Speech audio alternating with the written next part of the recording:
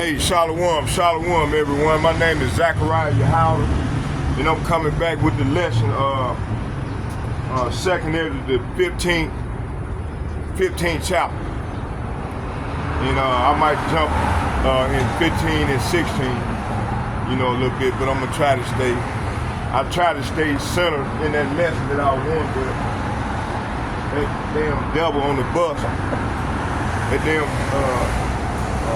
Jake from the diaspora, man, he pissed me off, And, I should let him get to me.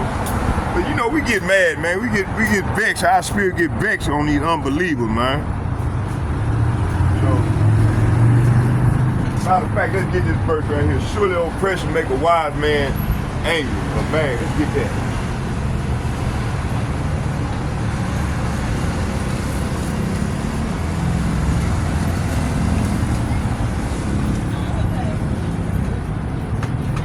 Surely oppression makes a wise man mad. Ecclesiastes chapter 7, verse 7. So, man, a lot of us brothers, man, our spirit be vexed, man, at these unbelievers, man, these degenerates. Yeah, that's what the Lord called them, degenerates. They ain't gonna come out, man, I don't wanna hear that. I don't wanna hear it, man. Hey, man, you get the fuck up, man, drive the fucking bus. That's your job. You can't tell me to shut up. What you talking about, dude? I said Ecclesiastes chapter 7, verse 7. Let's go right here and get it.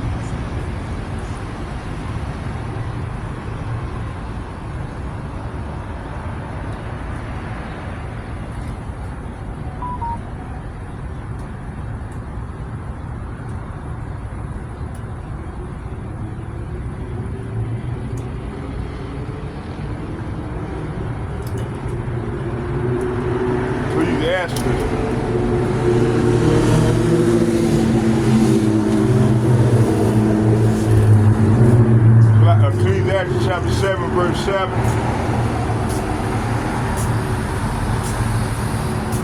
Ecclesiastes chapter, I'm going to start at 6. For as the crackling of thorns under a pot, so is the laughter of a fool.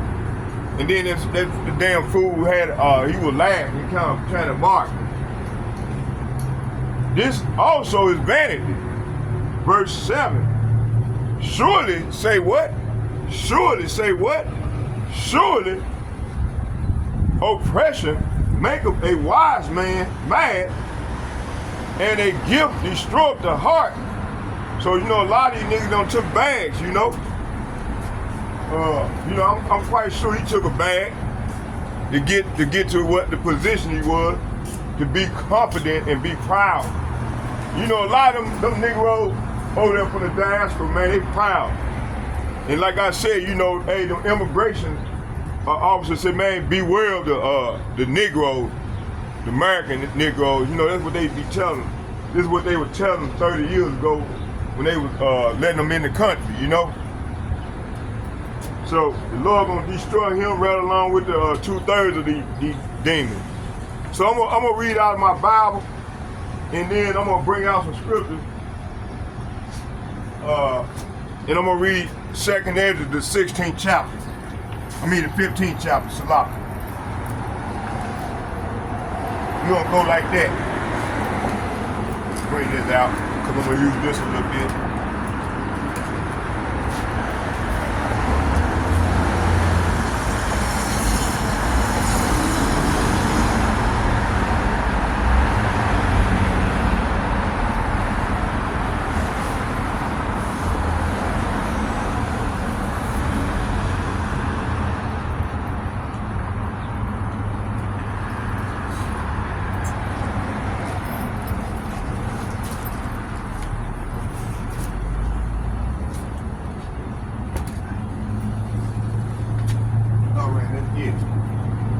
Before we start, let's get a prayer into the power.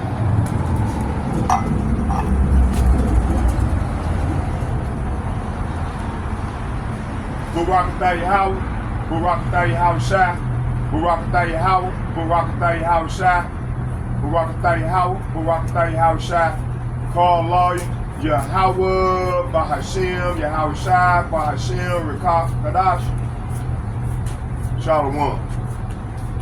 Okay, let's get it. And yeah, we're finna come up with the lesson. Let's go. Let's go. Let's get it. So yeah, man, we living in some exciting and dangerous times right now. The Lord's bringing judgment on the earth, man. You know, you just a block away from here. You just had 2 weeks in a row, man. People done got murdered at that intersection down there, a couple blocks from here. So yeah, you know, the spirit that's created for vengeance, man, is out. I call them spiritual hitmen. So the Lord bring these spiritual hitmen up on these jakes, man. Don't want to repent.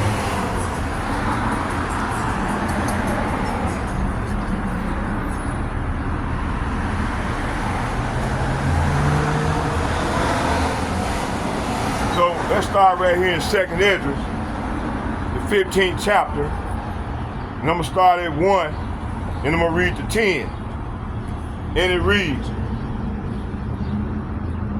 Yahweh Ba'ashem Yahweh Shai says, behold, speak in the ears of my people the words of prophecy,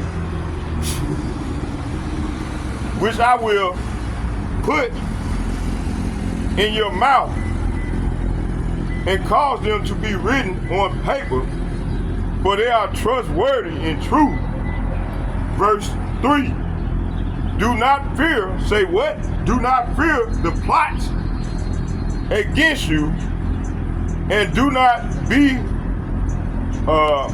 and say do not fear the plots against you, and do not be troubled by the unbelief of those who oppose you. See, so we not to be afraid of this here, cause it's the Lord. The Lord is controlling everything. He's in control of everything, you know. Let's go into that word plot. What are they gonna be plotting, Lord? Let's get some more understanding on this word plot.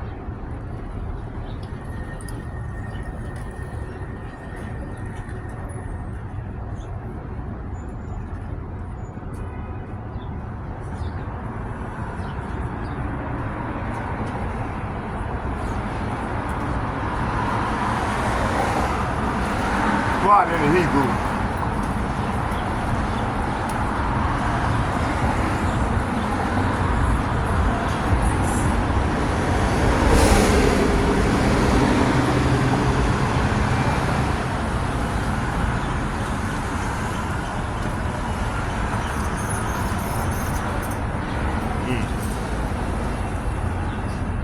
Should be in here.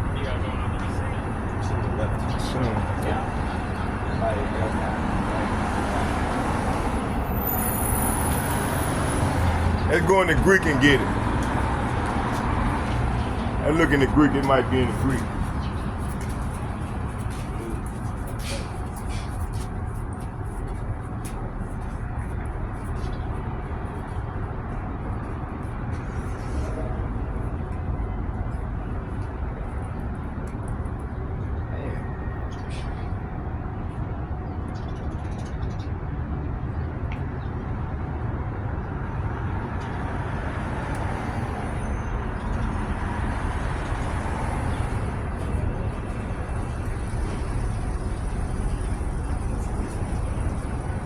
Plot in the Greek is occultido.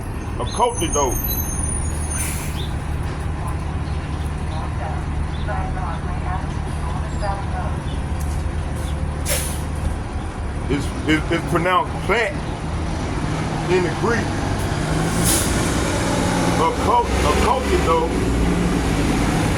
Occultido in the Greek. And it's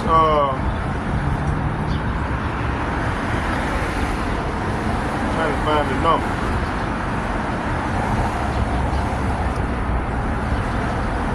And they gave me the number. What's the number there?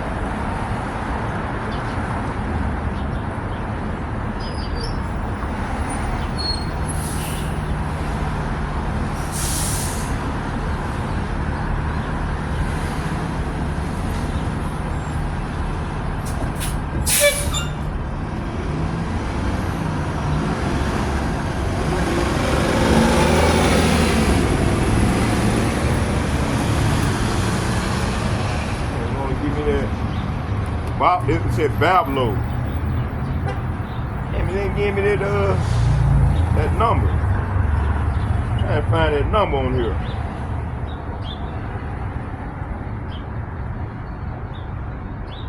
Okay, let's get it won't give me the number. I can't find the number on it. But let's just read what we got. It said the Greek word for plot is muthos, which is also the root word of myth. The classical Greek tragedies, the plot structure is a framework that organizes the sequence of events in a story. The plot structure includes the following elements. Exposition. The initial phase of a plot structure introduces the characters, settings, and primary conflict. In many Greek tragedies, exposition begins with a prologue.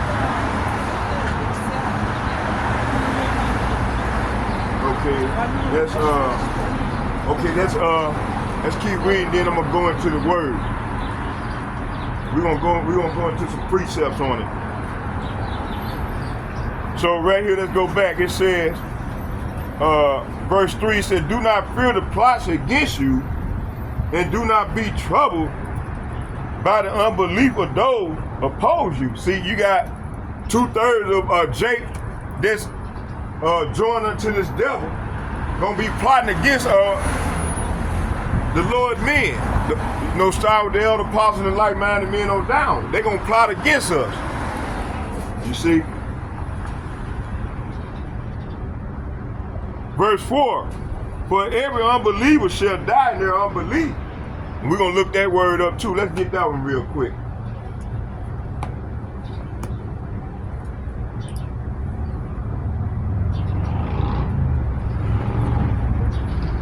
Unbeliever in the Greek.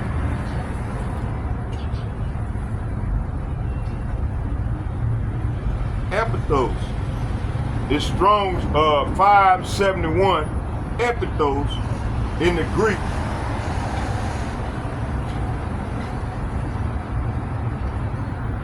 And it reads, describes someone who rejects or refuses God's with apostrophe in birthing or faith. Note the root faith 4102.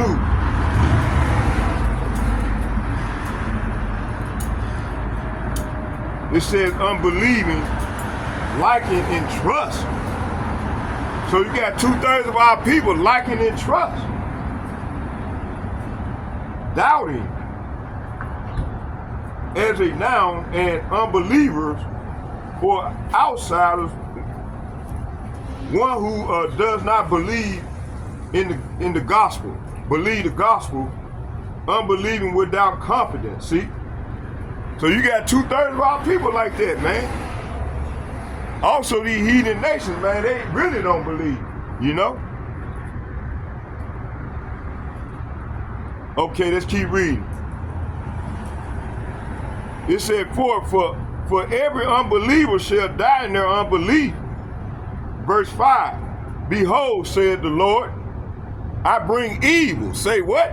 I bring evils upon the world, the sword, famine, death, and destruction. Why, Lord? For iniquity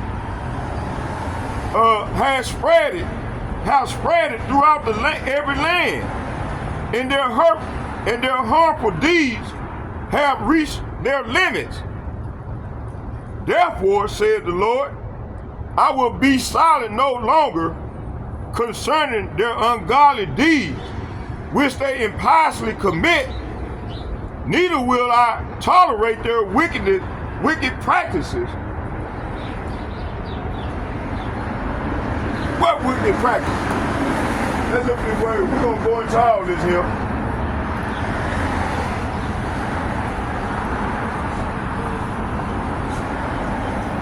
wicked practices in the Hebrew.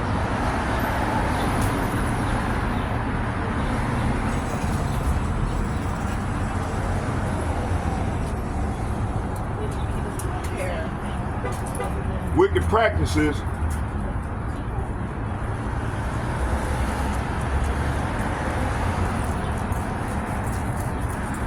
is strong 7562 Resha, wickedness. Rasha, a wrong, especially moral, iniquity, wickedness.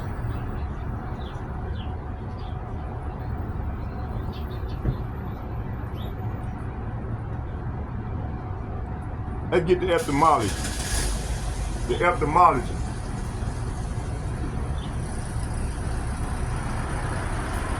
Malachi 3 verse 18, it reads, they said, then shall, come on now, don't get in there, look at it. Come on now.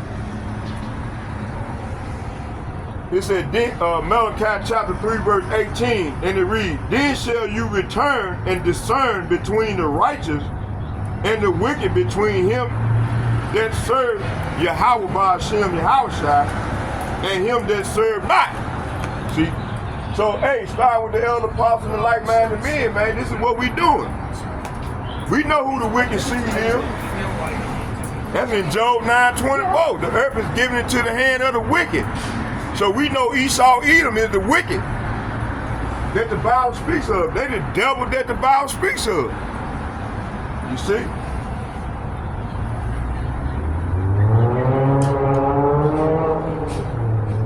Okay, let's keep it moving. Y'all can look them up on y'all own. Let's keep reading.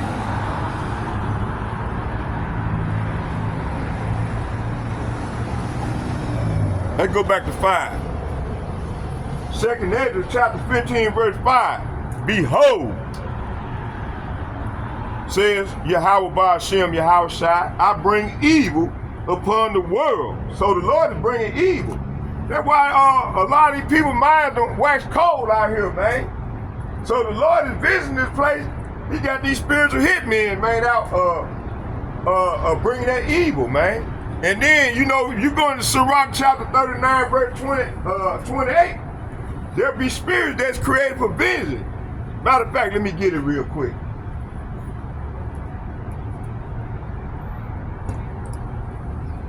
I just bought it out around the corner here while I was getting it in there.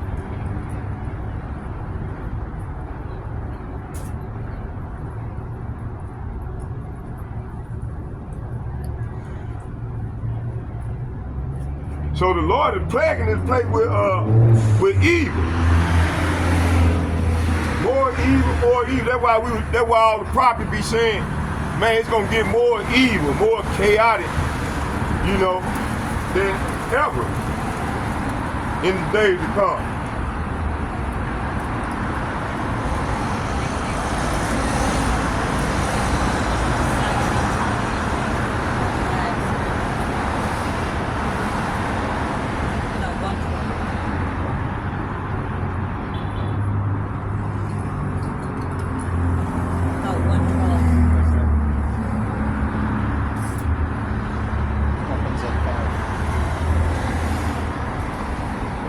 Let's get Ecclesiastes chapter 39. You know, we know who the wicked is, and we know. My man stopped right there in front of my thing. What you trying to do, bro? Are you trying to blow me up? Shoot the bomb at me? No, I'm trying to listen to the thing. What was it, 39 thing? Sirach, better known as Ecclesiastes chapter 39, verse 28. Yeah. And it reads, let me get it. Let me see. Come on, you're not ready yet. No, I'm reading now. Here it go right here. It says, Sirach chapter 39, verse 28, there be spirits that are created for vengeance, which in their fury lay on sore strokes, and in the time of destruction they pour out their force and appease the wrath of him that made them. See, the Lord is bringing hits, I call them spiritual hitmen on the earth. Just talking. Even right down the street right there, you had 2 weeks in a row. And I'm quite sure I know everybody heard about the truth that the Lord is bringing. The Lord is bringing judgment on earth. And a lot of our people, they continue to cast the Lord judgment. He's judging earth right now. And you got these people casting the Lord's word behind their back. And then you got a lot of people marking the prophet. Some people are empty. There's a lot of empty souls. Yeah, so the Lord is bringing judgment on the earth. So yeah, let me continue on. What page was that? I'm reading. I like numbers. Second Esdras, the 15th chapter. This is where we at right now. That's meant to be, because I'm just talking about that. Oh yeah, hey, you take care of that. Nice to meet you. All right, you too. Same to you. Bye. All right. Thank you for reading that. Hey, no problem. You all good. Second Esdras chapter. It said, actually, go back. It said, "Behold," said the Lord, "I bring evil." Say what? I bring evil upon the world, the sword, famine, death, and destruction. Why, Lord? For iniquity has spread throughout every land, and their harmful deeds have reached their limits. Therefore, said the Lord, I will be silent no longer concerning their ungodly deeds, which they impiously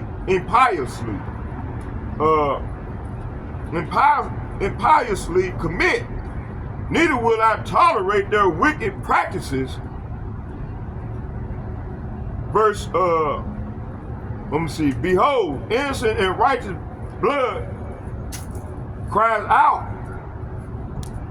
to me, and the souls of the righteous cry out continually.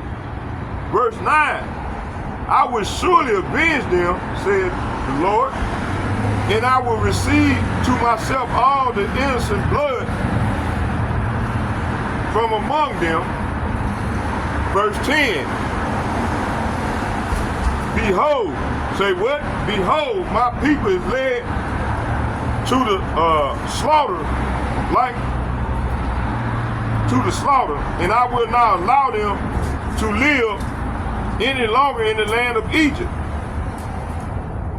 Verse 11, but I will bring them out with a mighty hand and with a uplift arm, and I will smite Egypt with plagues as before, and I will destroy all its land.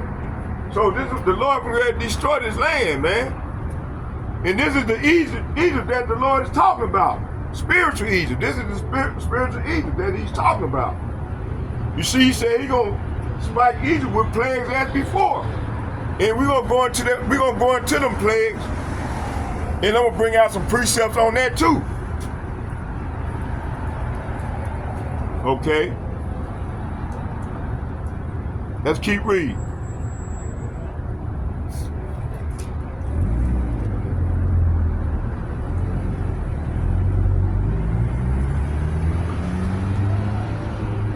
And I will destroy all this land. See, the Lord going to destroy all this land.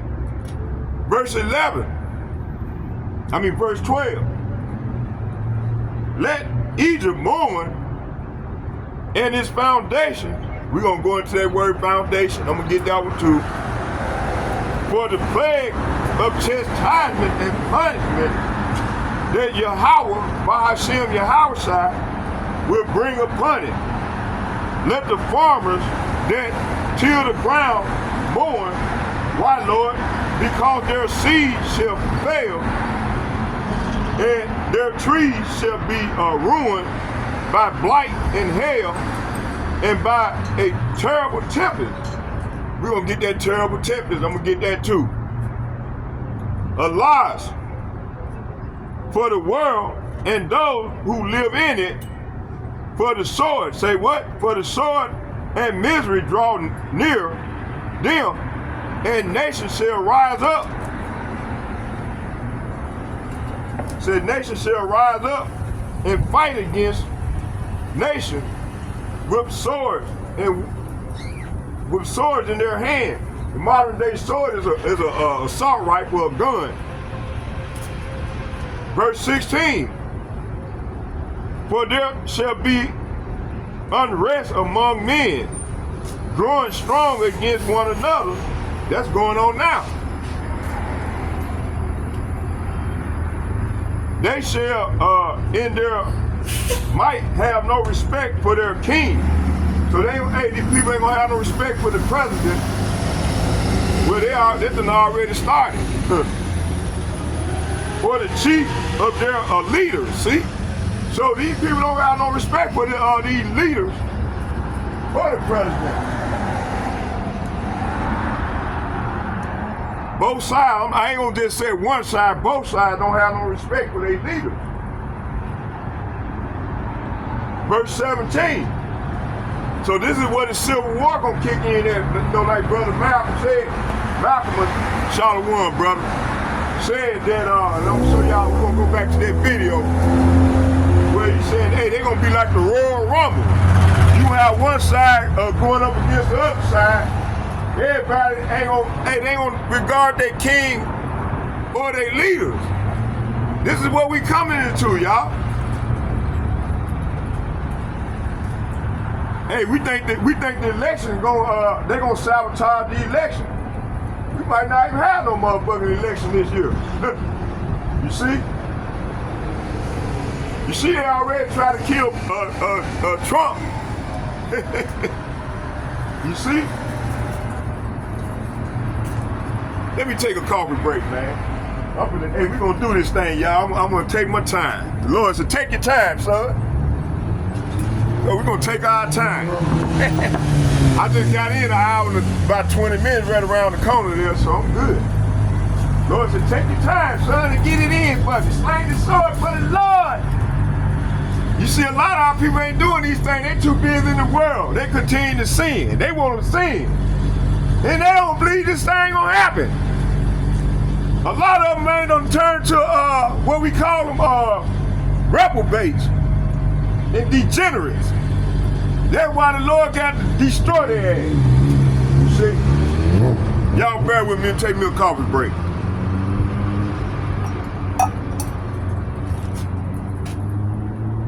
I stopped at, I think, 19.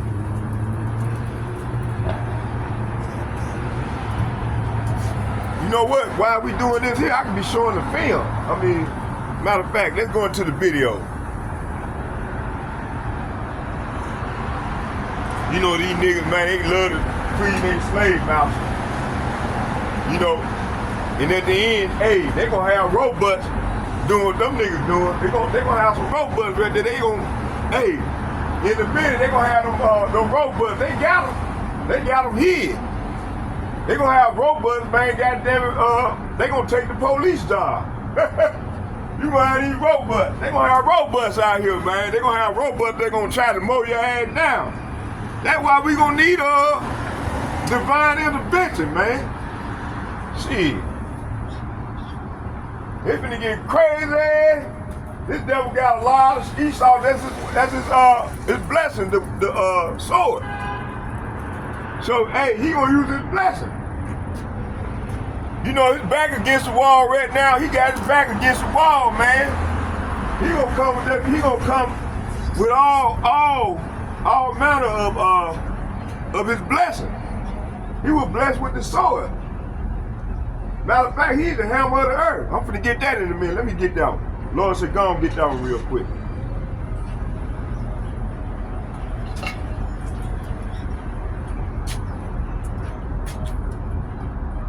Let me go and get some of these precepts real quick. Let's start at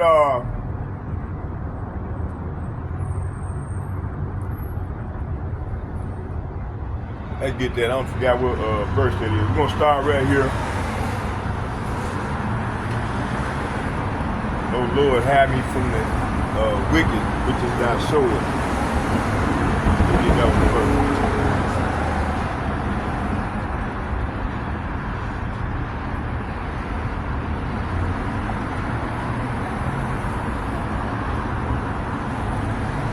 Oh Lord, hide me from the wicked, which is thy sword.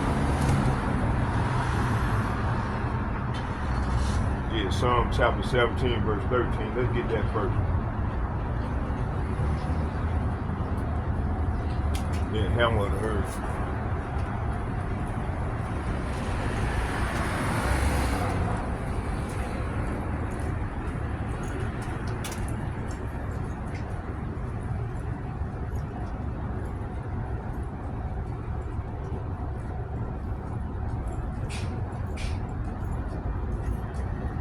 Psalm 17 verse.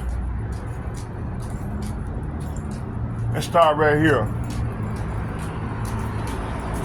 Psalm chapter 17 verse 12 and 13, and it reads, like as a lion that is greedy of his prey, and as it were a young lion, say what? As it were a young lion,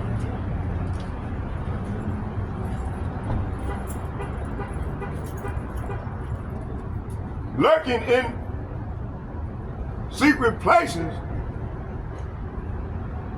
Verse 13, arise, say what? Arise, O Yahweh, disappoint him, cast him down, deliver my soul, say what? Deliver my soul from the wicked, which is thy sword, see? So this devil, man, this is a blessing, man. He's the Lord's sword right now. And then after the Lord get done using him to get rid of well, I think he said 6 billion people gonna perish in 2025. Then the Lord gonna turn around and destroy him and these elite. But the one that go down and hide in them bunkers, hey, we gonna go down there. You know, I'm hoping to be one of them elect men. We gonna go down there and bring their ass up out of there, and they're gonna be the first casualties to slavery. You know? That's what's gonna go down. All these stepping fetching ass Negro, tap dancing ass niggas, the Lord gonna destroy their ass. You know? All these effeminate ass niggas, the Lord gonna destroy them. Cause you know the Catholic Church done told them, come at that will be as you want them. Man, the Lord gonna destroy these faggots, man. Faggot ass people, man. You see? He ain't dealing with no faggots. He ain't letting no punks in no kingdom. They ain't gonna stay right here and be burned up right along with the rest of them.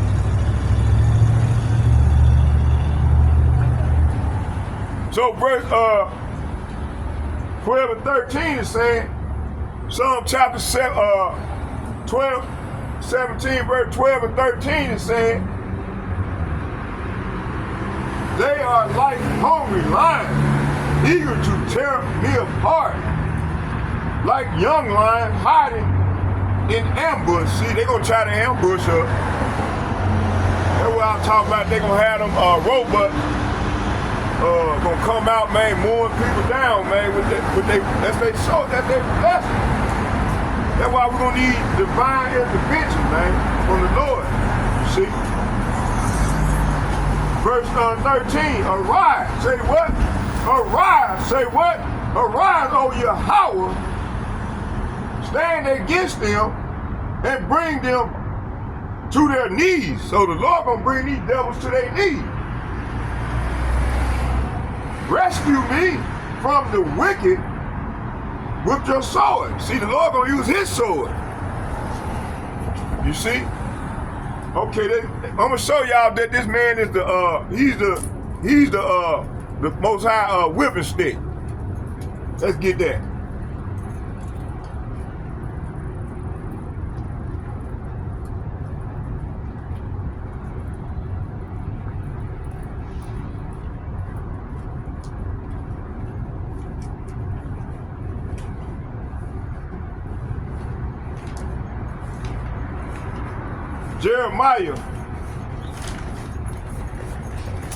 Jeremiah chapter 50 verse 23. I'm gonna start at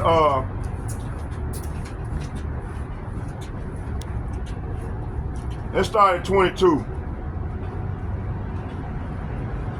A sound of battle, say what?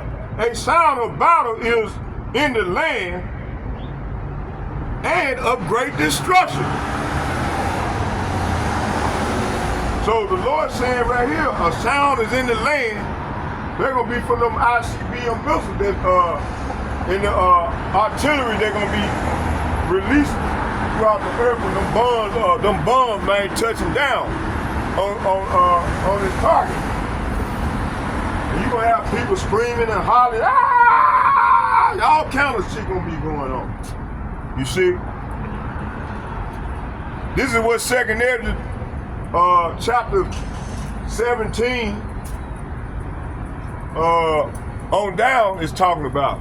And then in the whole chapter, 2nd Esdras, the 16th chapter.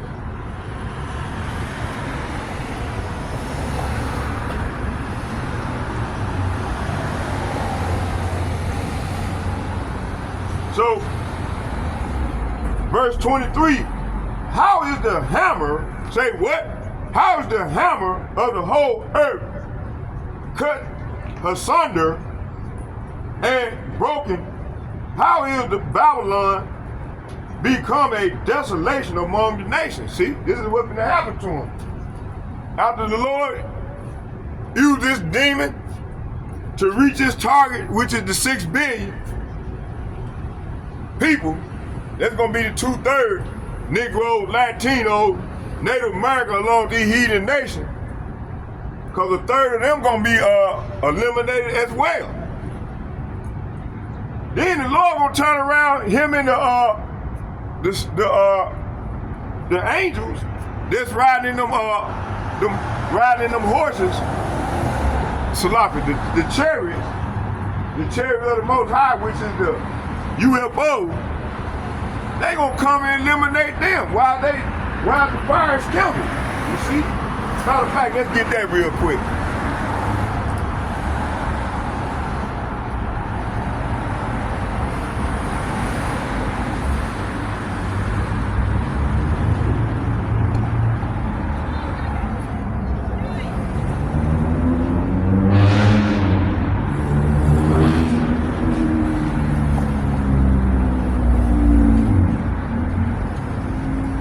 Start here in Proverbs chapter 26, verse 21, and it reads, as coals are to burn, Salapia, as coals are to burning coals,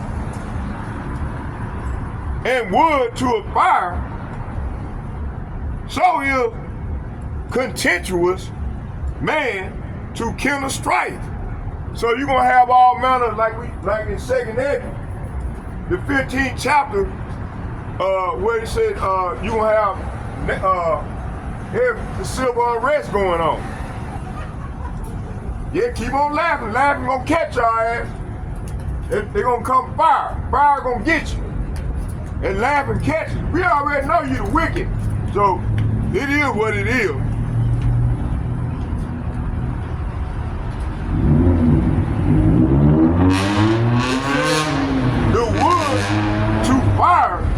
So is the contentious man to kindle strife. See, hey, right now you got these elites, you got all these wicked, they going against one another. You know, pointing fingers and shit. And I'm gonna show you, I got some videos I'm gonna show you. We're gonna bring out these 2 precepts, then we're gonna show some videos. Then we're gonna turn around and go back to 2nd Esdras. Isaiah chapter 30, verse 33. For Tophet is ordained of old, yea, for the king. Say what? For the king is prepared. He hath made it deep and large. The power thereof is fire and much wood. The breath, say what? The breath of Yahweh, like a stream of brimstone, do kindle it. See? Malachi chapter 1, verse 10. Whoa, is there even among you would shut the doors for naught? Neither do ye kindle the fire of my altar. On my altar for naught. I have no pleasure in you, saith Yahweh of hosts. Neither will I accept the offering of your hand. I'm trying to get the one. This ain't the one I wanted. Let me see here.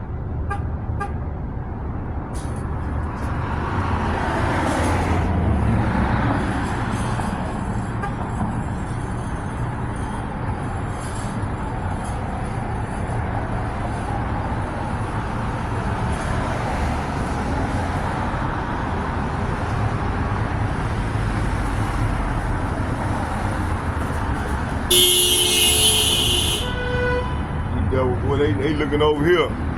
Gonna have a fucking accident.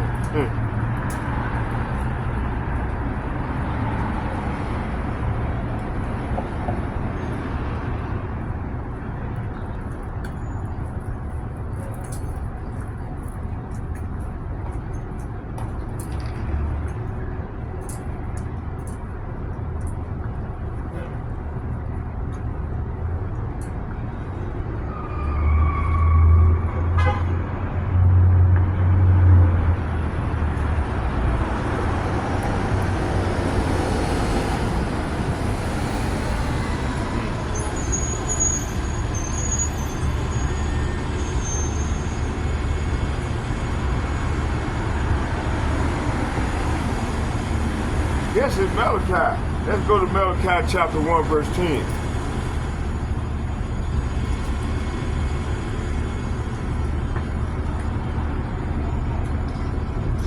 Oh yeah, it's Malachi chapter 1, verse 10.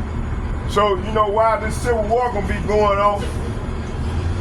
And this man gonna try to bring in that Revelation 13, 16 to try to make, you know, people gonna stand in line to take that you know, to take that fucking Revelation 13, 16, and you know, but you gonna have like there's gonna be so many people done died already. See, look at them. Look at these people driving. Look how they driving. Wicked as hell. So while all this shit going on, look what's gonna happen. The Lord said, this is what the Lord said. Look what the Lord said. He said, how? He said, I'm gonna read it in the KJV, and then I'm gonna read it in NLT. He said, Malachi chapter 1, verse 10. Who is there even among you that would shut the doors for naught? Neither do ye kindle fire on my altar for naught. I have no pleasure. Say what? I have no pleasure in you, saith Yahweh of hosts. Neither will I accept the offering at your hand.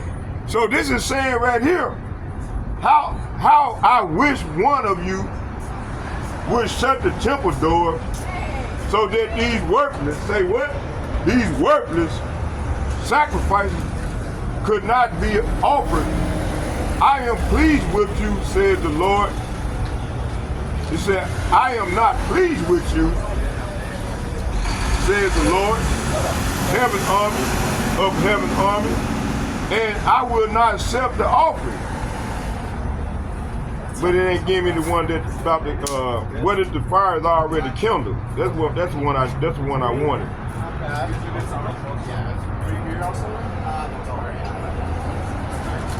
I don't know if it's in the chapter.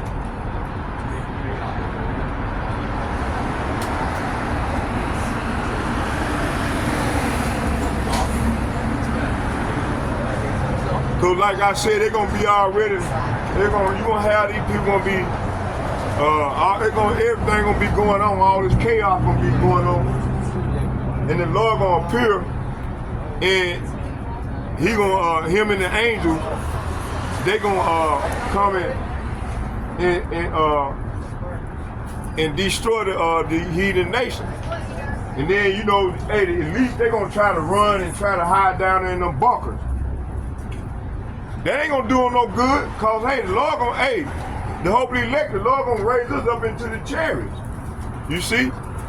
We're gonna be getting crowned and stuff, getting new bodies, and then we're gonna come down and join the angels. That's gonna be coming after these wicked ass people. And then from that point on, the Negro, Latinos, and the Native Americans ain't gonna die no more. Everybody else gonna they gonna be able to die like human beings, but hey, we're gonna be different. You see, this is what these devils trying to stop. By bringing in their artificial intelligence, they AI, you know, which consists of their new world order. And man, the Bible already said that shit gonna fail. It gonna fail horribly. This is the Lord's movie. Okay, let's go back to second Esdras. Matter of fact, I want to show the video. Let's show some of the video. Yeah, this is the Lord's movie. And these Edomites, they already know what's going on. See, right now, they fighting against one another, trying to tell, man, you got Amalek, he pointing the finger at the Christian, saying, if they both the same people. That's crazy as hell. They both the same people. Edomite, man, Esau, Edom.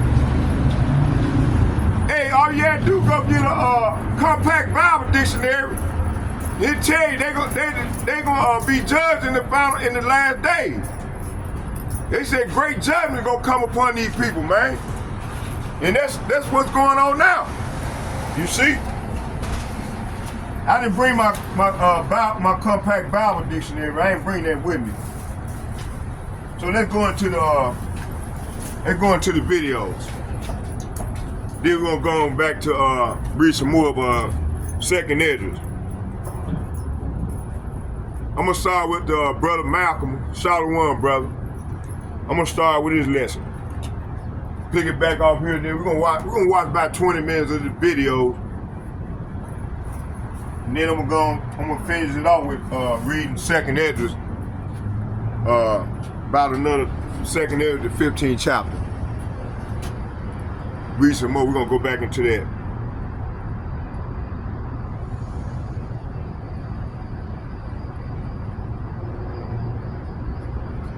Hey, you got both sides pointing the finger at one another.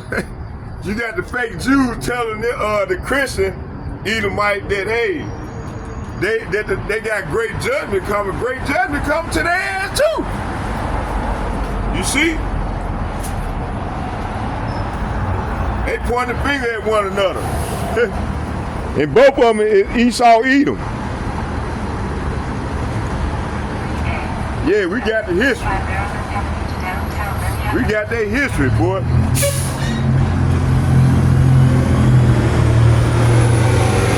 You got all these proud Americans. Y'all get ready for judgment, okay? Get ready. It's coming. And both of y'all, all y'all Esau, Edom, we know who you are. Read your Bible, compact Bible dictionary. It tells who you are. Get ready for the fight. And hey, she over there murmuring. Thought I was gonna catch on to it. Pointing up finger all over at me.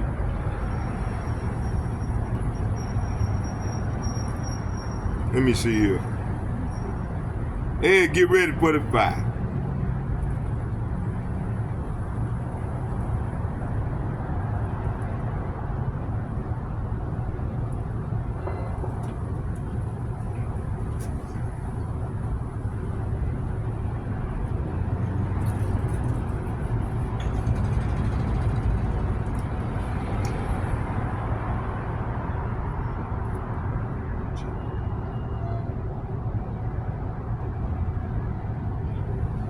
And he ran 26 miles to bring the message back. There go my man, boy. This is my man right here, brother. Do marathons today. Hey, he be come. They watch the last 2 minutes of this video. I don't remember which king was in power, and he brought the message back to the king in Greece to say we had won the war.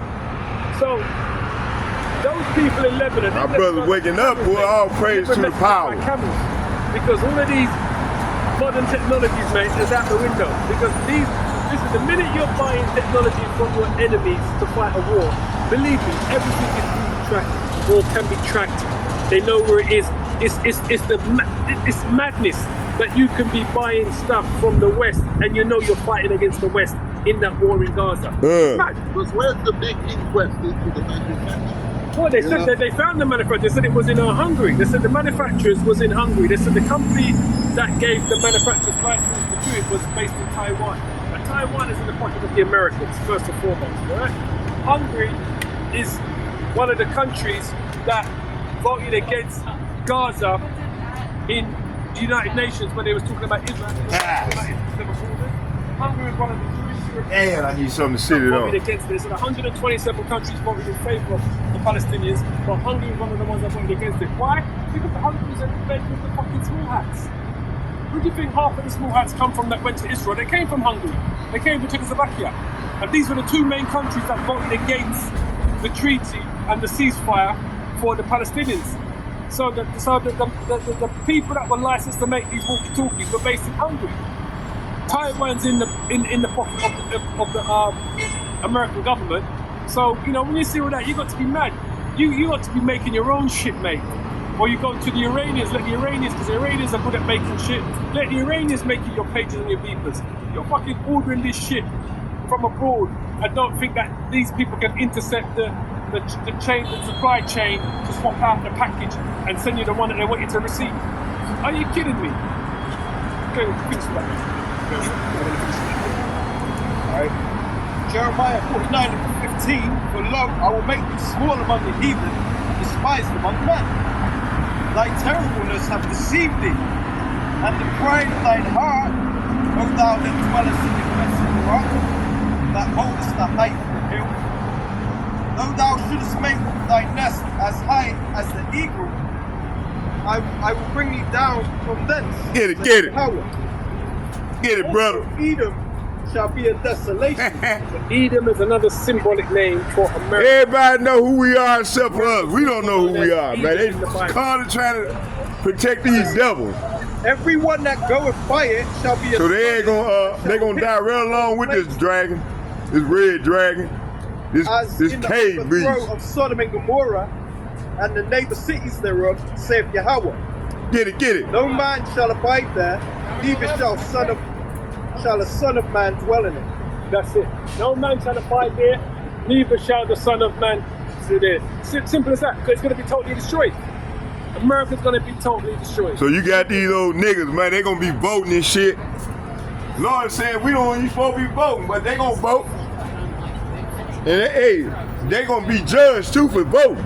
Going out and voting and shit. The book of Psalms chapter 7 and verse 9, and it says, Lord said don't make no covenant with the heathen. Of the wicked come to an end, but establish the just. For the righteous power Get it. quiet the hearts and reins. The wickedness of the wicked is going to come to an end through the powers of Yahweh, Bashim, Yahushua, and Bashim. So we're going to finish it there, because we just gone over, how. Hey, my brother. Hey, brother, you came hard on him. Hold on, y'all. Let me go somewhere else. That's my man. He coming hard, boy. Precepts, but you see brother put up hundreds and loads of precepts. It's beautiful to see that. But as I always say to brothers, you're edifying the flock at the same time. The point is being fed from the precepts that you're putting up. So lucky I didn't get to your precepts, but I pray that all the brothers and sisters were edified for today's edification. And I actually took the title from this book here. Yes, the evil, destructive. This is what's going on right now. There are many reasons why your sewer line. You got wars and rumor of war Tree roots going on. The material deteriorates, or the pipe itself is shifting. After days of being hit hard by Israel, Hezbollah struck back on Sunday morning. The attack, about 150 missiles, was less than many expected, but Hezbollah aimed deeper than it has previously, targeting the city of Haifa. Most of the missiles were intercepted, but 2 houses were hit. The owners narrowly survived. First of all, I saw the commotion. Many people were running from place to place. There was such trauma and a sort of drama that was here. When we arrived, we saw burnt vehicles. Hezbollah says this was only part of their response. More is expected. Hezbollah said that they were targeting Israeli military bases, but this is a residential area, and some of the houses seem to have taken a direct hit.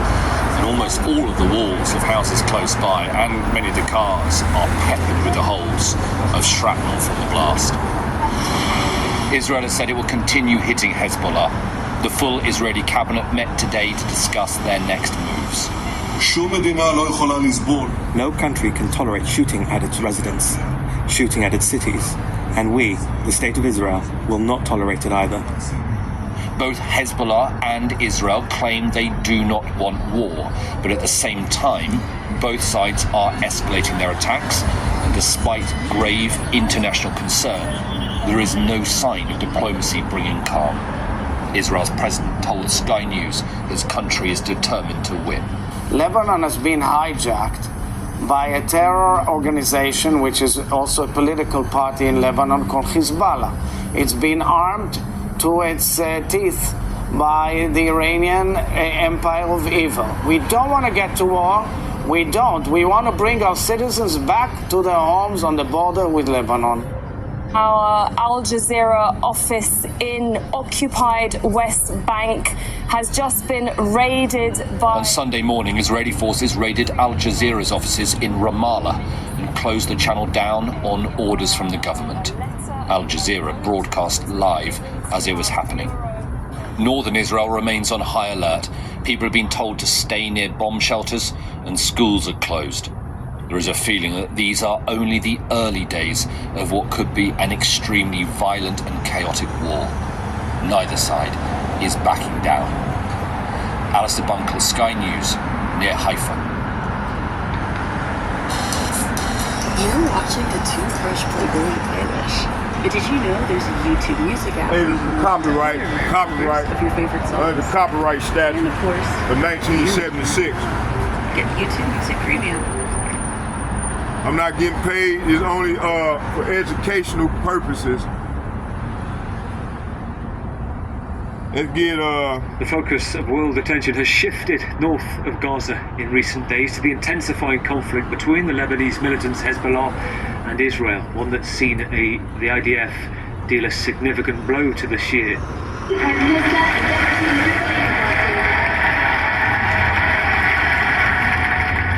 First Labour conference since massive electoral success. Basking in the applause, setting out the agenda from the podium, this is what they want you to see. You entrusted us with the task of change, and we will not forget it. My job is to tell a news story about the United Kingdom abroad. We've already begun. Creating the National Wealth Fund, a railways bill, a buses bill, ending the doctor strike. Change was meant to mean leaving the scandal of the Tory years behind.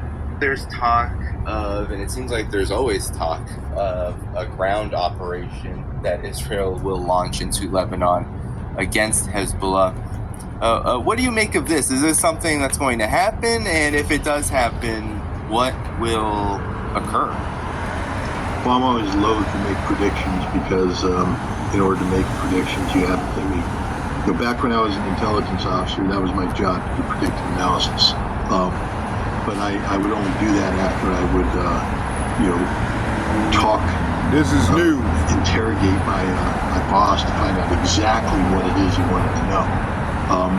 And then, based upon his direction, I would build an intelligence collection plan using the resources available to collect the various things. Because I'd break down his direction into what we call essential elements of information, the specific pieces of knowledge we need to know, and then I'd collect on it. And then I would be able to evaluate each answer to the essential element of information based upon the quality of the intelligence that was derived from the collection plan. I would say, okay, I have an answer, but I'm not too confident in this answer because the source was a drunk prostitute who, claimed to have access she probably didn't have.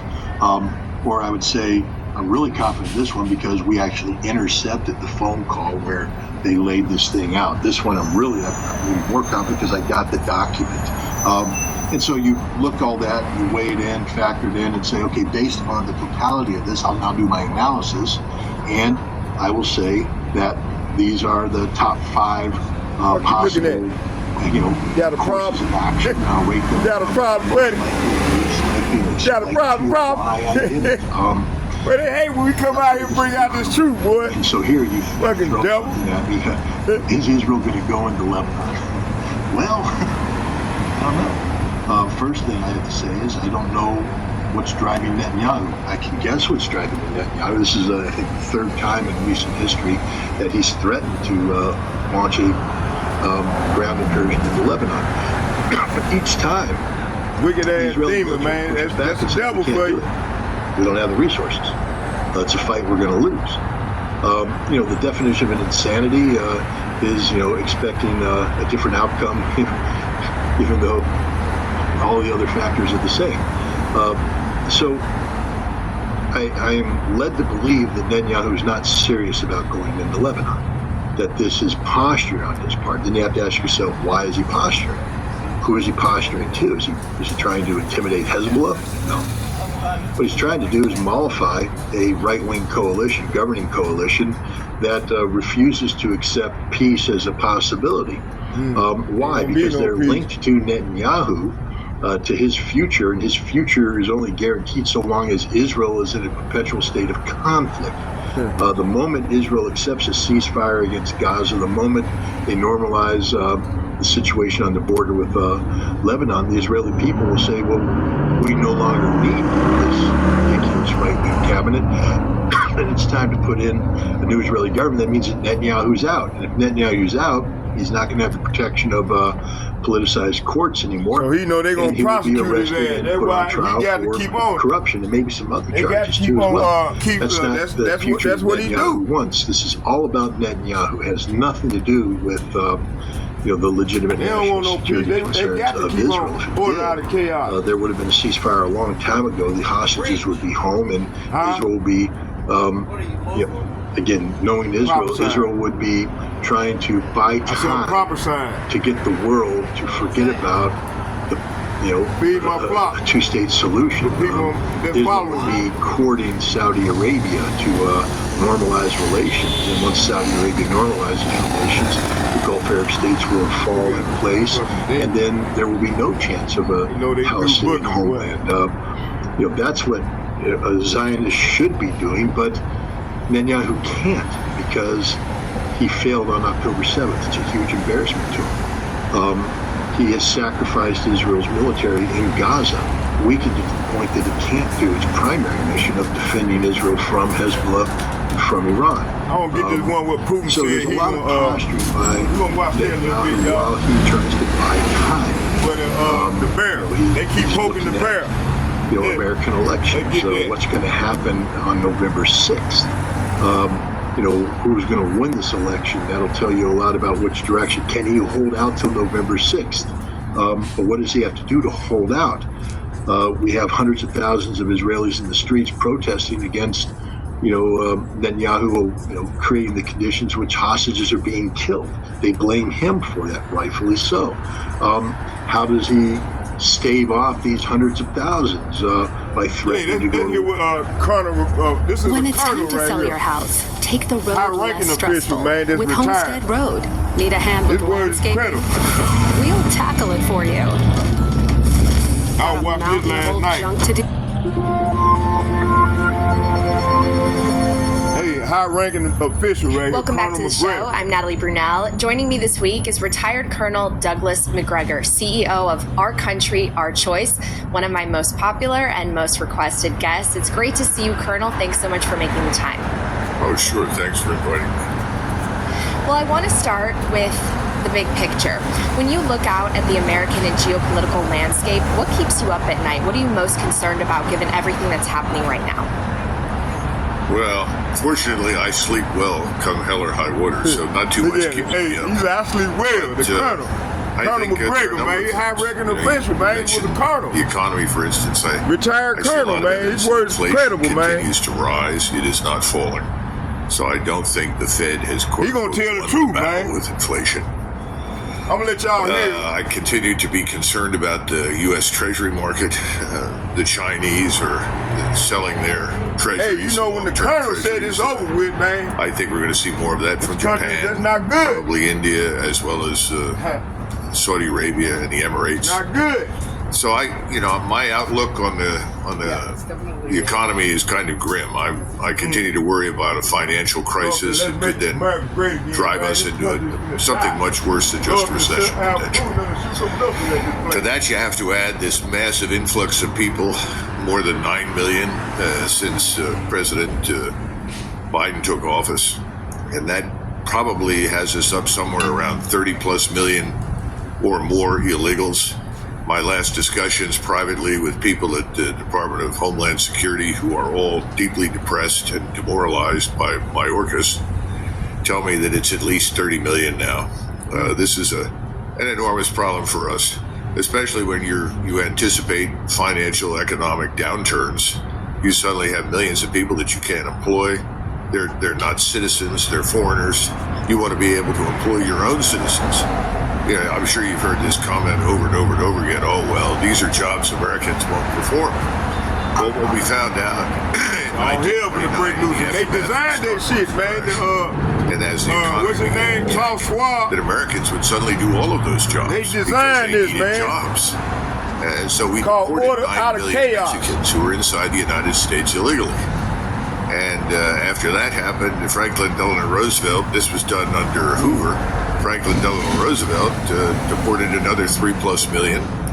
Then you had another 2 million roughly under Harry Truman and 1.5 under Eisenhower.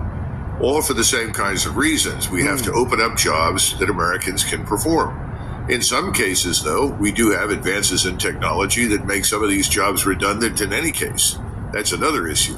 Obviously, these people coming in are not showing up with degrees in applied mathematics, physics, engineering, chemistry, or anything else.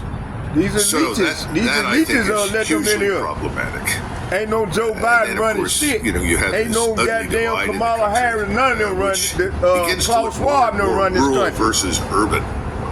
Because the urban centers, big urban centers are hardcore when you people gonna wake fortresses for the so-called left. They ain't gonna wake up, man. And outside of the fortresses, you have America. People that are not changing their identities, their culture, their language, their thinking. And they're not very happy with what's happening in Washington. So those things, I think, I really believe those are at the top of the list.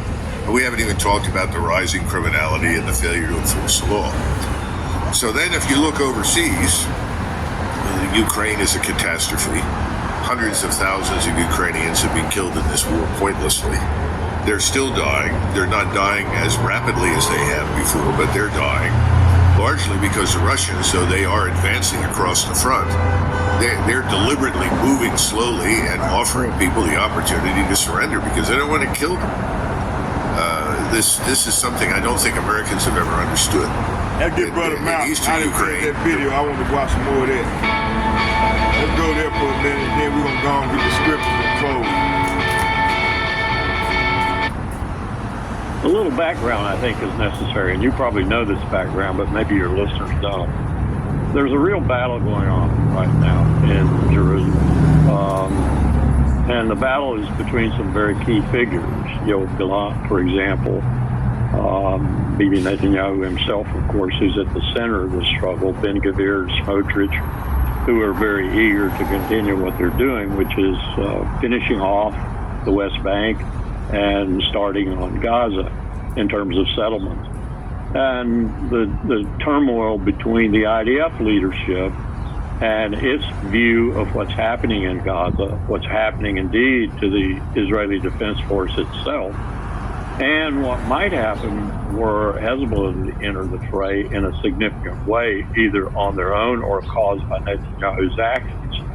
And to a certain extent, what just developed with the capabilities of the Houthis in Yemen to hit Tel Aviv and cause major destruction, and to do so without any interference by any Israeli, or, this is important, any U.S. defense system, because we have ships with the latest Aegis type and other means air defenses on them that are supposed to be the latest stage of the art all around Israel, and all failed to stop this Houthi missile. There's real turmoil in Israel right now caused by all of this, plus Netanyahu's political policies. And so you look at anything like this strike on the pagers, if you will, and it did do some damage. I understand it may have killed 12 or 13 people and injured others, maybe affected as many as 1,000 of Hezbollah's operatives, and in a significant way that damages what was their principal communications. They have plenty of backups, I'm sure. But is this an attempt to get them to do something to escalate and then give Netanyahu his ultimate reason to do things? I don't know, because complicating this and I've gotten further word on this, the 2 visits by the Central Command Commander, General Cerulli, essentially were, and the second one was to reemphasize what the first one apparently didn't catch. It didn't register with Netanyahu, and that was that the United States and withdrawal of Theodore Roosevelt and some other moves we've made militarily emphasizes this, isn't going to be with you. That's what I'm hearing. That could be inaccurate, but that's what I'm hearing. So Bibi's got a real decision here to make. The decision, of course, is going to be based on the same criteria he's always used. What'll keep me in power? What'll keep my coalition together? Because that's absolutely necessary to keep me in power. And do I dare do these things I want to do to shake up the IDF and essentially put a leadership in the IDF that'll be a yes man leadership? Because right now, the chief of staff of the IDF is anything but a yes man, and that's who he wants to get rid of. That would probably cause dissension in the ranks of the IDF, major dissension in the ranks of the IDF, because most of them agree with their chief of staff, who Netanyahu wants to fire. So Netanyahu is sort of poised right now to really cause major problems, if he hasn't already done so, to the extent that he can't get out of them, just to wait and see what's going to happen. His tendency is to escalate when that occurs, and so that's worrisome. That's very, very worrisome. One of the other things the Central Command Commander told him, and rightfully so in my view, and I'm told Lloyd Austin personally told the Central Command Commander to tell him this: you start a war with Iran, you're on your own too. Those are very different, and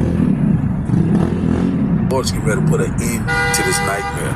And it says that Babylon is suddenly falling and destroyed. Howl for her, take bomb for her pain. If so be, she may be here, but she will not be here. So it's set to stay for what? Take it down yet, brother. I'm working on this video. Started 34. Think not that I am come to send peace on earth. I came not to send peace, but a sword. All right, remember. Shalom. Call hello, Yahweh, Bahasham, Yahweh Shai, Bahasham, Rakaha Kodash.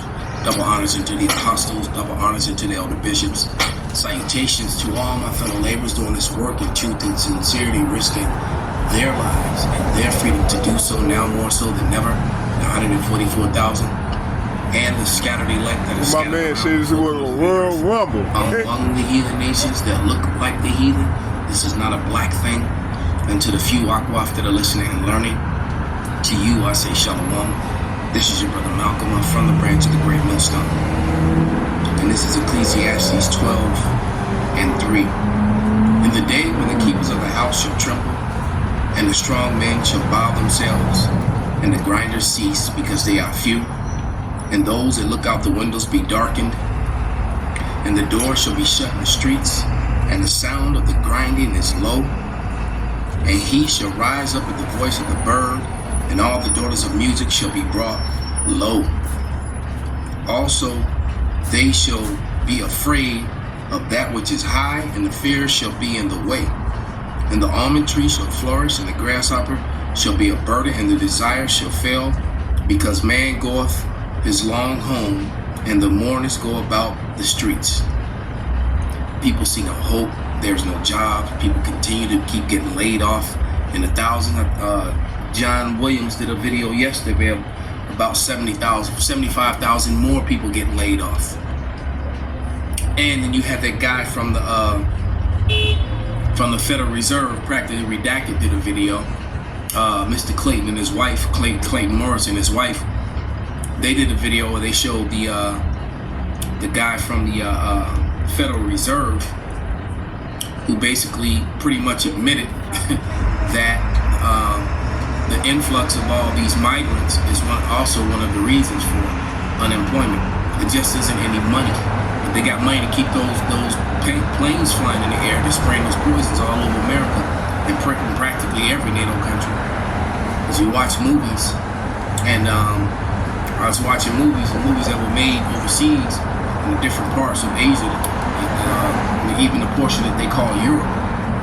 And I see the same half-dead trees. The bottom of the trees are flourishing. The top's got dead branches. The chemtrails in the sky. You see movies and there's chemtrails, clouds, chem clouds. Let's just call them that from this point forward. There's chem clouds in the sky, even in movies. All right, I'm watching a movie. It's supposed to be a period piece. All right, but you got chem clouds in the sky. Well, he saw us through, man. All right. Get it. And his system is about to turn upside down. All right.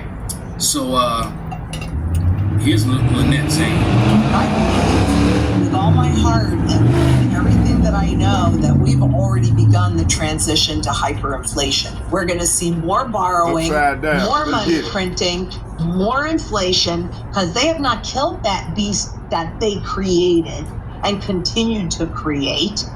And I think it'll become very obvious 2025. I believe that they're going to try and hold it steady through the elections, so not have a big crisis before then. But after that, I think all the gloves are pretty much off. In my opinion, what they have in mind for us takes us back to feudal times. I think the banking sector is extraordinarily sick. Well, every single bank is underwater. And even a quarter of a point, that's not going to do really anything to these valuations. And if you go to the purchasing power of the consumer dollar, the Federal Reserve tells you themselves, if you look on that left-hand index, what's down at the bottom? A big fat zero. And we're not very far from that. She said big fat zero. There is a zero on that index. So they will these people, know before they go, they like in la, they taking everything right, man. And what happens when we get there? Hyperinflation is usually a rate of at least 50% per month by the technical definition. Do you literally mean hyperinflation as that technical definition? I think it'll be even worse than that. Everybody wants a healthy world. And workplace where you can dream big, all with easy access to.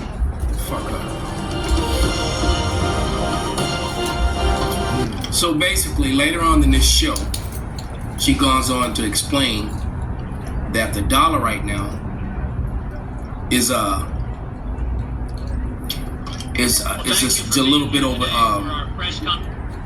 is a little bit almost 3 cents. 3 cents. Right, that's almost the buying power of the dollar now. That's why it takes so many of them to buy, things. It takes so many dollars now to buy things that they like. For example, something you used to pay $1 for, now you're paying $3 or $4 for. Something you used to pay $5 for, you're paying $15 to $20 for. All right, because the value of it just keeps shrinking. All right, that's what the issue is. It's not that prices are going up.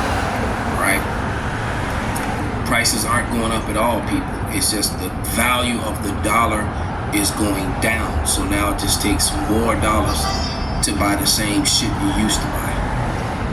And with all that happening, they're getting ready to finally put the nail in the coffin of the thing that you call the Constitution.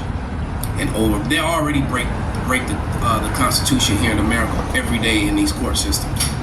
Most of the things that they're enforcing on the people, including the Federal Reserve and the whole tax-paying thing, Title 4D child support, almost everything that they're doing already is in violation of the Constitution. People just are ignorant and don't understand that they're putting foreign treaties over you. What they want to do now is put everyone under a foreign treaty. And if you don't understand what I'm saying about a foreign treaty, Title 4D child support, for example, is out of The Hague, and it's a foreign treaty. And just to make it very quick and very plain, all right, outside of the many other ways that you can point out that it's unethical and that it's invasive and it's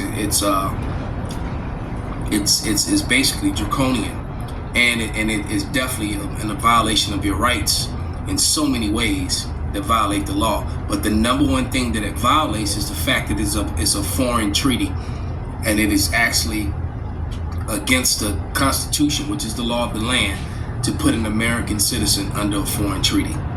So Just to give you an example of what I say, you know what I mean, what I mean when I say that. All right, so even with the, with the IRS, a lot of things that they do, they're operating under, under foreign treaties, basically maritime law. And Americans, you are Americans on land. You go into court and those yellow fringes are around the flag. You're being judged under maritime law and not under the law of the land, which is the Constitution and Bill of Rights. And that's what they do. They get you into a maritime court. So the courts are already violating the Constitution. And there's very few things in it that's still holding on to it. So they get ready to just completely get rid of it. Watch for yourself. And I don't need to declare the copyright statute because it's been on the screen for like the last 3-4 minutes. Well, you know what? If it happens outside, if it accidentally gets out in your new house in the wintertime and you hold it off. Well, thank you for being here today for our press conference on what I describe as the most important issue that's getting the least amount of attention relative to its importance in our country. And like many other issues, we're going to be deciding on November 5 what kind of a country we're going to be, and it applies to this issue as well. President Trump had withdrawn the U.S. from the WHO, and of course the Biden administration, like every other disastrous decision they made, reversed those policies when... The WHO is the World Health Organization, which is a non-government organization that no one voted for. All right, it's an NGO of the foreign countries, and they basically, what he's going to share with you is that they intend to put America. So basically, they're trampling on your Constitution, they're trampling on your Bill of Rights, and they're trampling on your freedom, and they're going to put you under the WHO, which will give foreigners complete control over you, over your taxes, over everything, which will usher in the MOTB, all right, because they're gonna deal with the new currency, electronic currency. That's why you keep having bank glitches and all kind of problems. It's just nonstop, which is all. And this may be the straw that breaks the camel back, which is gonna finally make these docile Americans, all right, finally raise up and do something to try to keep their country, all right? Because second Esdras is inevitable, all right, which will probably be the title of this lesson. The Biden-Harris administration got in charge. Well, later this week, the UN is going to hold a, quote, summit for the future.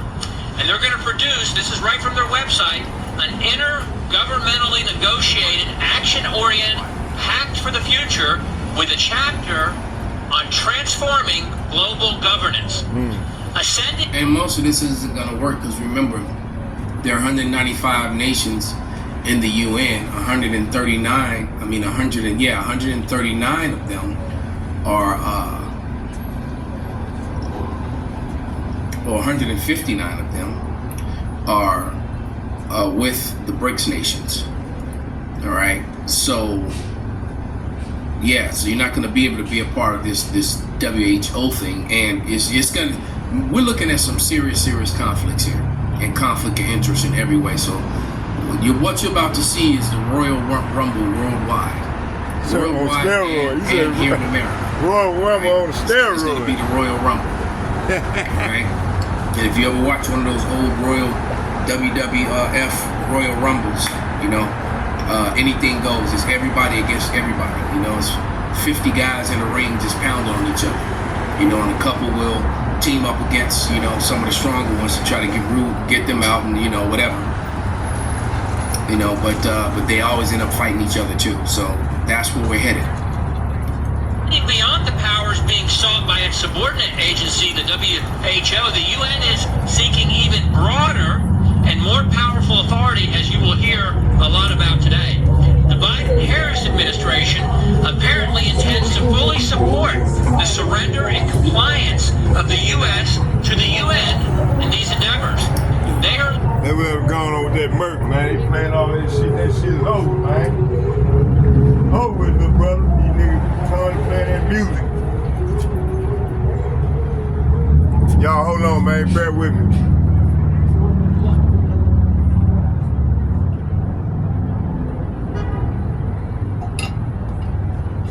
continue to play music. Get rid of the problem, man. Man, the Lord bringing judgment on the earth, man. In a minute, they gonna be gonna have their hands on their stomach like on their hip like a woman in travail, real soon. Right now, ain't nothing happening to them yet. It's coming.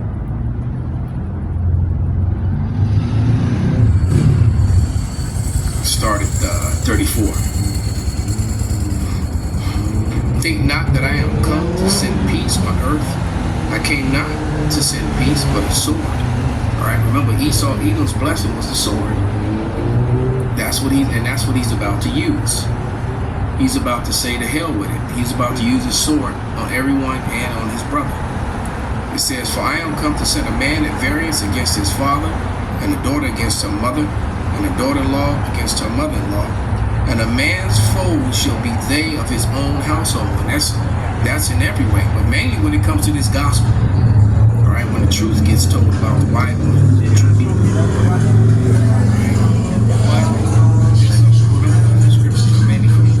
This is also in the politics and the belief systems, you know, especially the murderous, land stealing, heritage stealing,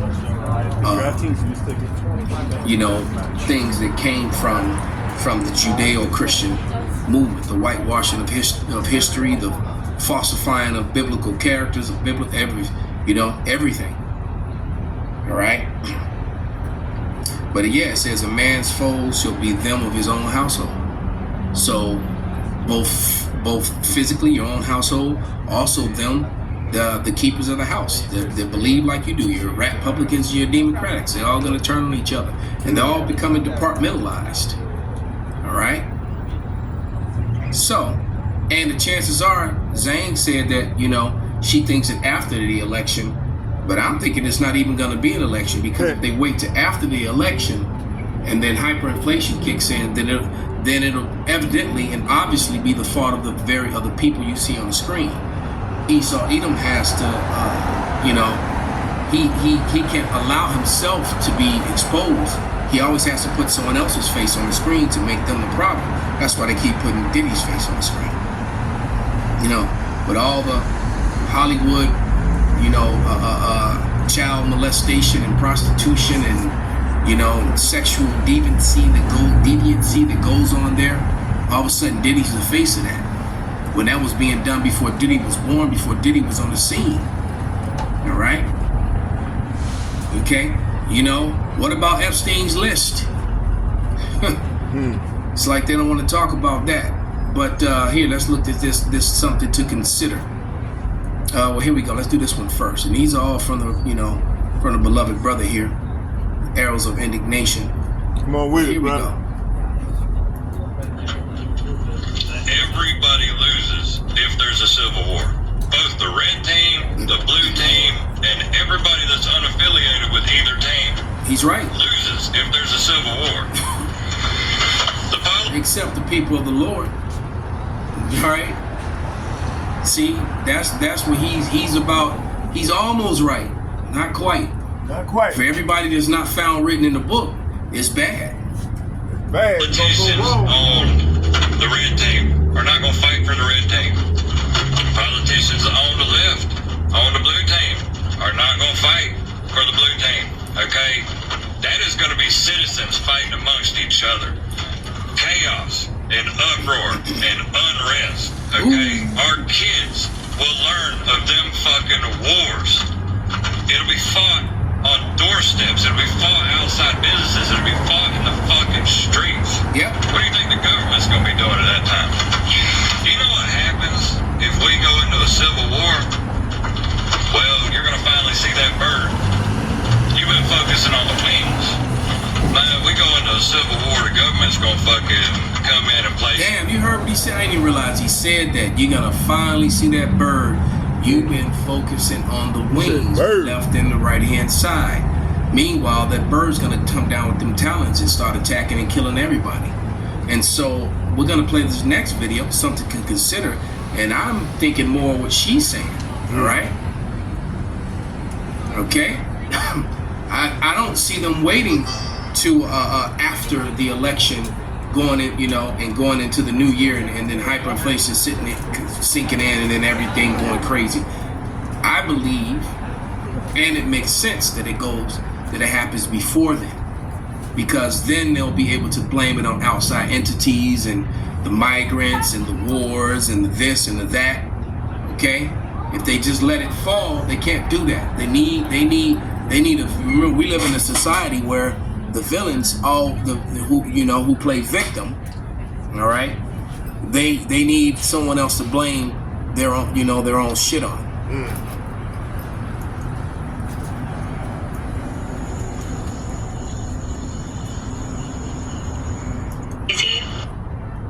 I think I'm crazy, but I don't even know if we're going to have an election. I feel like this is the great setup. I feel like our current administration and those people affiliated with that party that have infiltrated the government, every branch, are setting us up.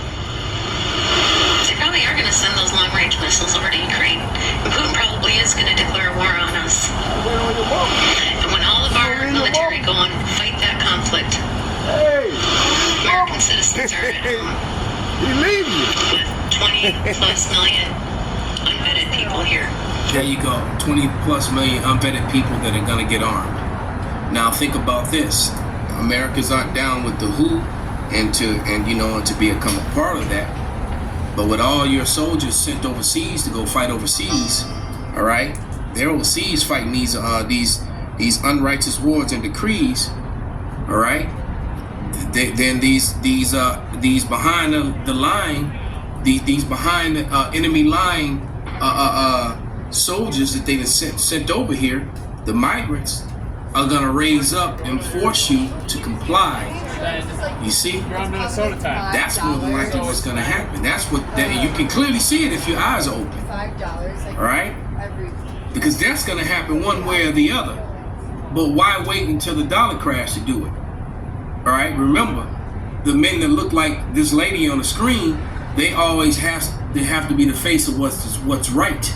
And they can't, the Edomites can't allow the dollar to crash on their watch. They need an event to blame it on. See, it's this fault, these people's fault, or this event's fault, not ours.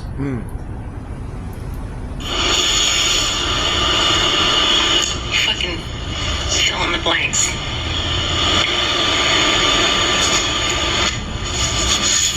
I suspect something is going to happen in October.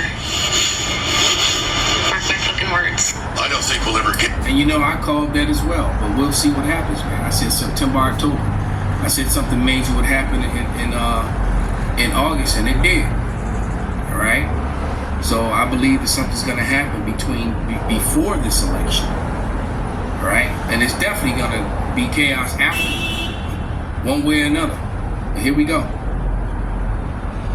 Get to the 2024 election. I think things are going to implode in Washington before then. I think our economic financial condition is fragile. It's going to come home. Now this is a former Marine general right here. Marine general. To roost in ugly ways. I will tell you, I don't know exactly how it will happen. I think we're going to end up in a situation where we find out the banks are closed for 2 or 3 weeks and nobody can get into them. You think so? I think we're going to run into something like that, yeah. I also think... And I think that's funny now, too, all these bank issues. Right now, I'm waiting on a new bank card. I can't access my own bank because someone tried to use, my number. I don't know how they got it because I didn't lose my card. I still have it. But all this technology. Someone tried to use my account number or something, and I got the alert, and they asked if it was me. I said, nope, that is not me. They shut it all down. So I can't do anything with my account until they send me this new card, Then I have to attach everything back to it. See, this system is fragile. I would personally just rather have silver and gold and trade it back and forth from hand to hand. All right? But as my mother used to say, that sounds too much like right. Okay?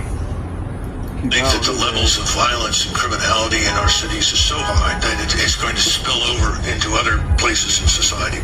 People that normally think they can live remote from the problem are now beginning to be touched by the problem. I look at this thing in Ukraine. I think Ukraine is going to lose catastrophically. It's going to be a complete collapse. And that, too, is going to have an effect here at home because people are going to say, well, wait a minute, everybody told us Ukraine was winning. Everybody told us X, Y, and Z. I mean, sort of the Russian hoax on steroids. All of those things are going to come together or converge. So basically what he just told you, because if you watch the news, Israel is always winning and Ukraine is always winning, and that's far from the truth. The Russians over there annihilate those Ukrainians, all right? And yeah, that's just the truth of the matter, and no one wants to talk about it. All right, Russia is very, very powerful, has a very powerful military, and they're a lot more powerful than America is right now, and that's just a fact. They have weaponry, you know. They're especially, well, speaking of their missile capability is far beyond America's. All right, well, because America was, you know, since the 80s was focusing on making movies and living living the Beverly Hills lifestyle. While the while the Russians were building up their missile technology, et cetera, and their soldiers. And then look at the caliber of soldier that's in the Russian military, that's in the Korean military, that's in the Chinese military. Just watch them train. And then look at, you know, the alphabet lifestyle and all the women that's in the American militaries. It's pathetic. And then this soft ass, you know, generation of pudgy, chain smoking, vaping, no endurance, young Americans. Get it, brother. You have to actually try to pull from the athletic, you know, portion of the American youth to make them soldiers. So you have to pull them out of colleges, and you know, you gotta have to send all your hopeful future prospects for sports and Olympics to fight, because the majority of your children, your sons and daughters, your sons especially, are not capable, not willing, and just not in shape, not strong enough. They're weak. This generation is weak. Plus, you fed them bullshit. We got a nation full of soy boys, where, you know, teenagers, 19, 20-year-old dudes are taking dick pills, you know, in the gas stations and vaping. Sure. All right. Hell, when I was 19.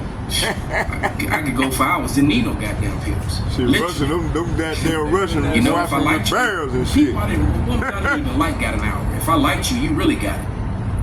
All right, so that's not happening today. That's not happening today. They've made men weak. They have destroyed us. Shit, they spoil these men, man. Some way that's going to prevent us from reaching, you know, the status quo. Oh, another election. Oh, another set of campaigns and so forth. So what you're saying to me is eminently plausible, because I don't think Biden will make it through the year. I think he'll be gone. And I think everybody knows that this person, Kamala Harris, lacks the ability under any circumstances to be president of the United States. If you want to know what the Democrats want America to become, look at California. How deeply in debt is California? What's the state of affairs in that country of its own? It's a catastrophe. Yeah, so you go to San Francisco and then go across to the bridge to Oakland. Yeah, that's what America is fast on its way to becoming, man. All right, they, like I said, they didn't put that movie Civil War out this year for nothing, and it happens to be an election year. And also, you remember one of my favorite series of movies, of those Purge movies. That's one of my favorite series of movies, man. And that Purge election year, that was heavy, man. That was heavy. But let's wrap this up. Let's get 2 Esdras 15. I'm gonna start at verse 14, and it reads: Woe to the world and them that dwell therein, for the sword and their destruction draweth nigh, and one people shall stand up and fight against another, and swords in their hands, literal swords and guns, lots of guns. For there shall be sedition among men, and invading one another, and they shall not regard their kings nor princes. Hell, a sheriff just murdered a corrupt judge in his chamber. Right? So that's already started. Okay? And I forget what state it was in. All right? But it says, for there shall be sedition among men, and invading one another, and they shall not regard their kings nor princes, and in the course of their action shall stand in their power.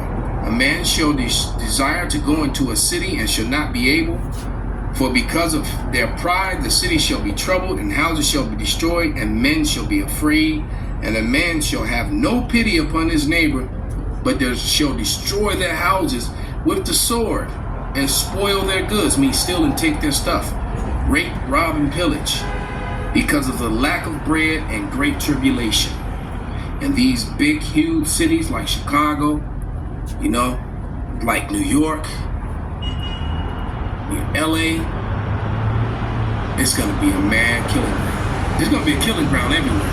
But those big cities, man, Detroit, these larger cities, ooh-wee, if the Lord ain't with you. So with that, all praises, all honor and glory be unto Yahweh, Bahasham, Yahweh Shai, Bahasham, Rakah HaKodash, Kwam Yasharala, Abad Babal. Hey, Shalom, y'all. Let's go into the lesson.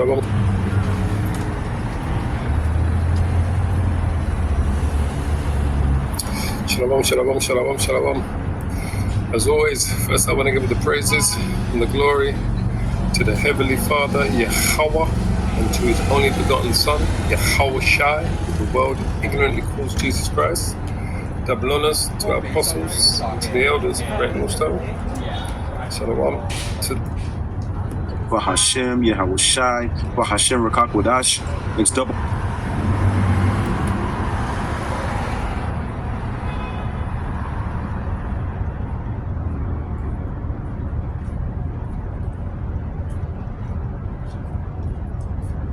Okay, let's go into the lesson. Okay, let's go back to get that down there for a minute. Okay, we're gonna start up in 2nd Esdras, the 15th chapter, and I'm gonna read to about 40.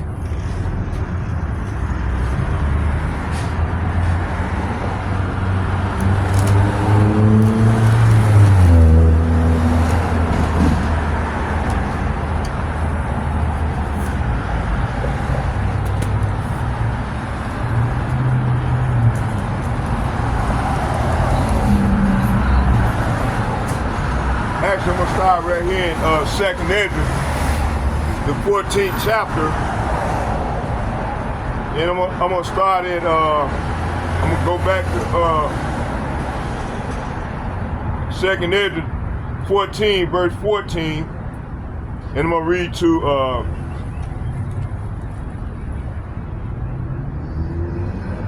I'm gonna read to 18. 2nd Esdras chapter 14, verse 14, and it reads, "And put away the mortal thoughts, cast away from you burdens of man, and divest yourselves now." It said, "Divest yourself now of your weak nature, and lay to one side the thoughts that are most grievous to you, and hasten to escape." Say what? Hasten to escape. Say hasten to escape from these times. You see? So the Lord is bringing evil on the earth. So He said hasten to escape the time to come, the wicked time to come, the evil time to come.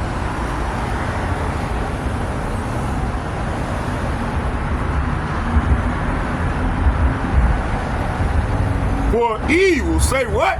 For evil, worse than those which you have now seen happen, shall be done hereafter. See? Verse 17. For the weaker the world becomes through old age, the more shall evils multiply among the inhabitants. See, that's what's going on now. You see, you got men trying to be women, You got these niggas, man, our people, man, work with this shit, boy. They know goddamn well they don't supposed to be acting like no motherfucking woman. But you got these niggas out here, man, they done let Esau made them gay as hell. Niggas gay as hell around here. And then you got the Catholic Church telling these niggas that come at thy will. Come at thy will, spirit, knowing goddamn well the Lord ain't finna let their ass, they ain't finna be destroyed. This is what's coming.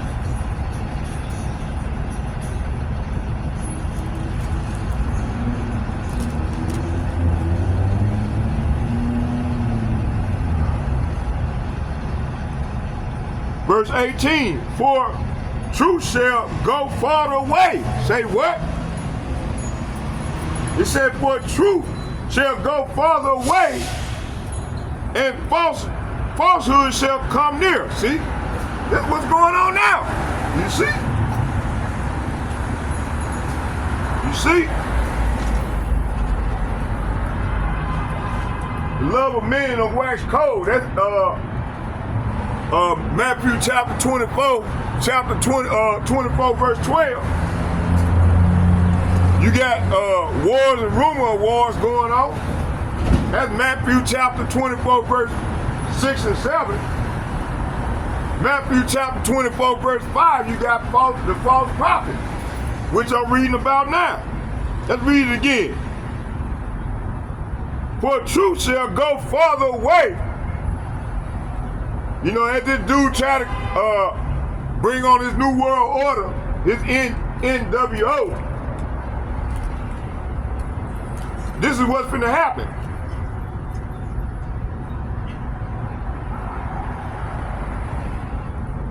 For truth shall go farther away. Say what? For truth. Say what? For truth shall go farther away, and falsehood. Say what? And falsehood. So falsehood gonna come from the false prophet. The main false prophet is the Catholic Church. That's Revelation 16:13. You see? They're the ones trying to implement their new world order. Trying to link man to machine. You see?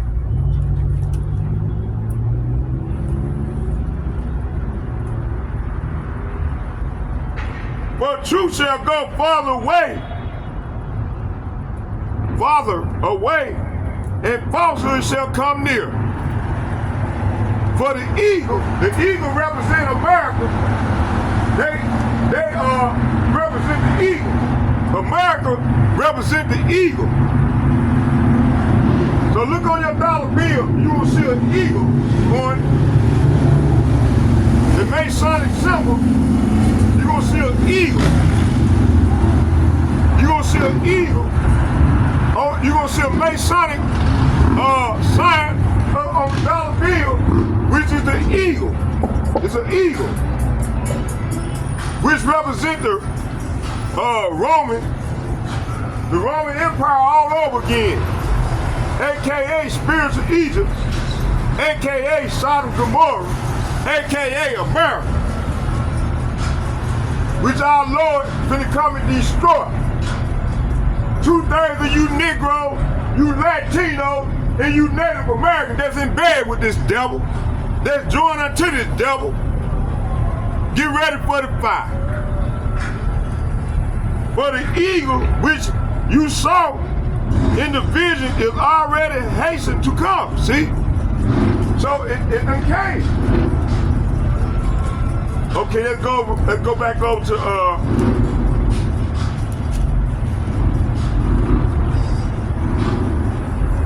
let's get 2nd Esdras, chapter 15, verse 16. But there shall be unrest among men. Say what? There shall be unrest among men, growing strong against one another, and they shall in their might have no respect for their king. Say what? They shall have no respect for their king or the chief of their leaders. See? So you got these two branches of the beast system, which consists of the Democrat and the Republican Party is playing out. You got Isaiah chapter 19 playing right out right before our very eyes. And y'all president, that Democrat president who y'all voted for,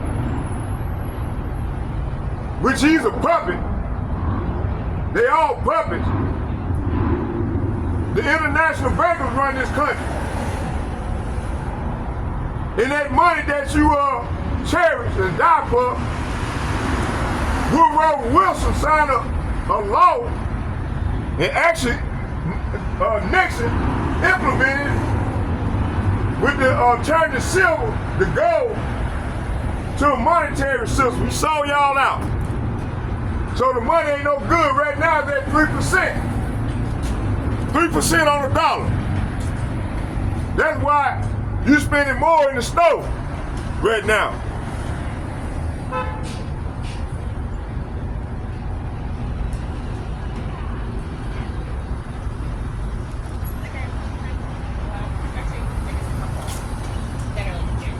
For a man will desire to go into a city and shall not be able. Why, Lord? For because of their pride. See? Because of their pride. What they say, I'm proud to be American. That's the automata. I'm proud to be American.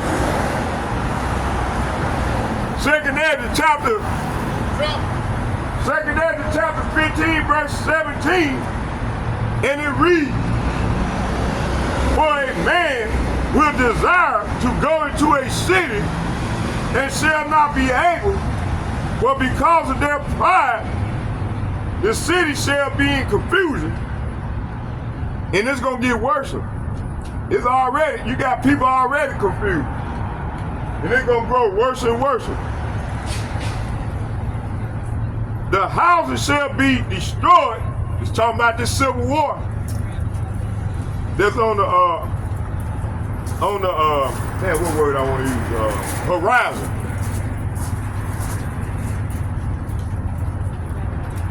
Why do you think they got 30 million immigrants over here? Most of them working for the international bankers. When the American men go to war, get ready to go fight the war that they done created, then they gonna force that fucking Revelation 13:16, and if people don't get in line, they ain't gonna go to these concentration camps. And they gonna be forced to, and then you got these immigrants, they waiting on the call. They gonna be giving guns, and they gonna come kick in your door. This is what Second Esdras, the 15th chapter is talking about. You see? They keep it moving. A man shall have no pity upon his neighbor, but shall make an assault. Say what? Shall make an assault. Say what? Make an assault upon their houses with the sword. See? And plunder their goods because of hunger. Why you think Bill Gates and them bought up all these stores and burnt all these stores? They just burnt down last year or this year. Burnt down a food produce production place right here somewhere in Minnesota. Last year you had about 4 or 5 food places burnt down. Why they trying to create a famine? If you control the people food supply, which Bill Gates have bought up, then you can control the people. So that's what's going on. Don't get mad at me, I'm just a prophet. I'm telling y'all the truth, wake up. Shit, don't get mad at me. And if you're a Negro, a Latino, or a Native American, or a specker bird, you better repent.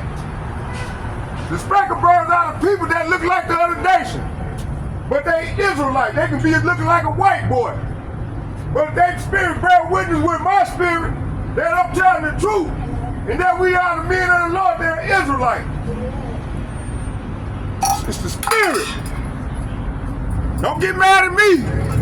Shit, get mad at the goddamn false prophet. Revelation 13, 16, 13. They lied to y'all. Come at thy will. Do as you want. Be as you want. Telling these young kids to cut their rod off. You alright? Man, the Lord better destroy these people, man. Repent, brother. Don't get mad at me. I ain't scared. I'm bold as a lion. I'm coming out here on the front line for the Lord. I'm going to earn my body, that new body. I'm going to earn it. That's why I'm out here. Don't get mad at me. Y'all got to change. You Negro, you Latinos, and you Native American, long as you specklebird men, can be doing the same motherfucking thing I'm doing. Shit, don't get mad at me. I'm just telling the truth. I got nuts to get out here and do it. Because we're going to become the next kings of the earth. We're going to rule with the mark shop for 1,000 years. That's what's going to go down. In that order. And then you got these old faggot ass men, gay as hell. Everybody gay. I ain't never seen so many men gay as hell.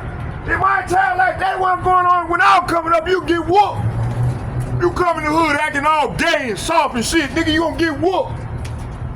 That bullshit. Now you, that's why, hey, when them soldiers come in, you ain't gonna have nobody to fight. Cause these motherfuckers is soft, it's gay. Shit. Get mad at me. Y'all know I'm telling the truth. Get mad at me. Shit. Looking at me all crazy. I'm supposed to be quiet. I'm supposed to be docile. You got the wrong answer. You got the wrong one. In that order.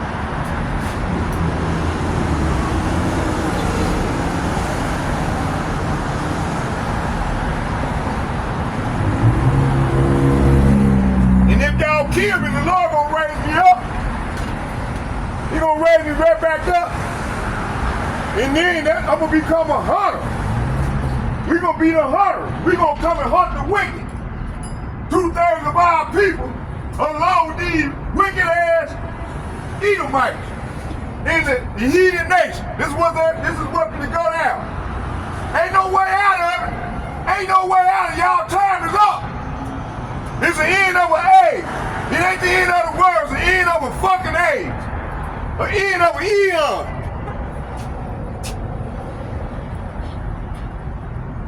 Y'all time is up. All the wrong that y'all have done finna come back upon your own fucking head. That's what's finna go down. And you Negro, you Latinos, you Native American better repent. That goddamn door is almost closed. That doomsday clock going tick, tock, tick, tock, tick, tock.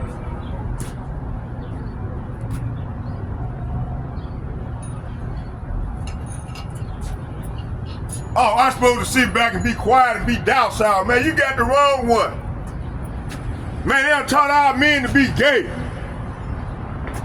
You know, all these young niggas soft as hell, man.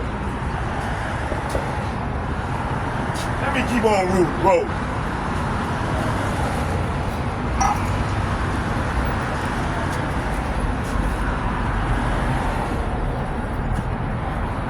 Second Esdras, chapter 19. A man shall have no pity upon his neighbor, but shall make an assault upon their houses with the sword and plunder their goods. Why, Lord? Because of the hunger. See, you're gonna be hungry. And all those people think they done built the bunkers. They done built all these bunkers, think they gonna go hide that. Hey, the Lord, he gonna kill you off. And then that's gonna be for the children of Israel, the hope of the elect. Ain't no escaping judgment. Can't escape it. Ain't no escaping.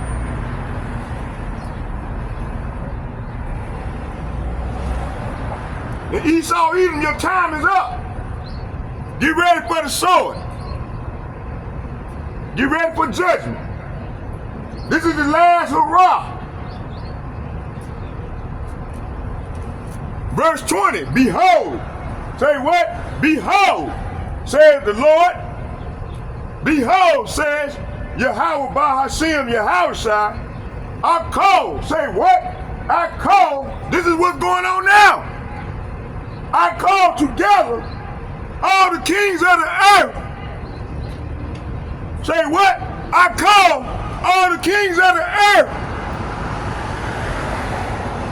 to fear me from the rising of the sun. Hey, this is the rising of the sun right here. This is Esdras, America, aka Sodom and Gomorrah. From the rising of the sun and from the south, from the east, from the Lebanon, to turn. Say what? To turn and repay. To repay what they have given them. Hey, Esau, you have given us the blues. So the Lord going to give you the blues back. All you heathen nations have given us the blues. So y'all got to get back what y'all have given us. Y'all gonna drink of this cup.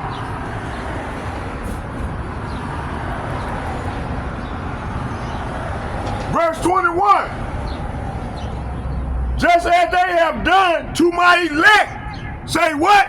Just as they done to my elect. Say what? My elect. Say what? My elect. Until this day. Say what? Until this day. So will I do. Say what? So will I do. And I will pray into their bosom. This is what's coming.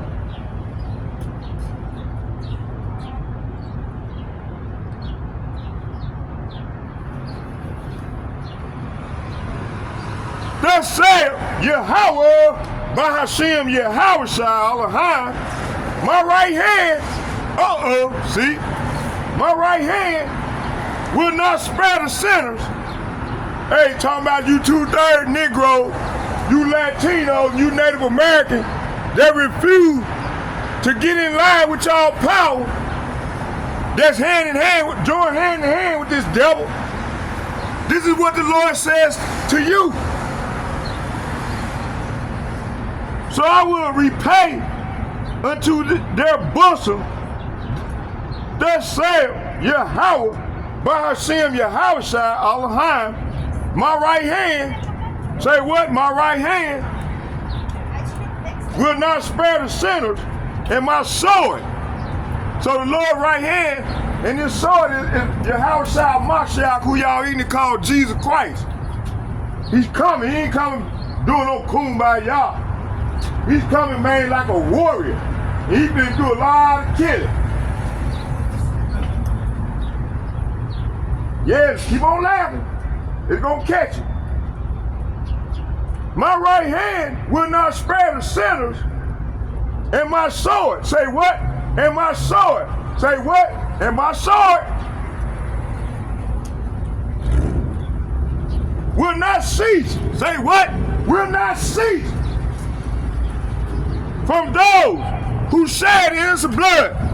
Hey, Esau Edom, he continued to shed innocent blood.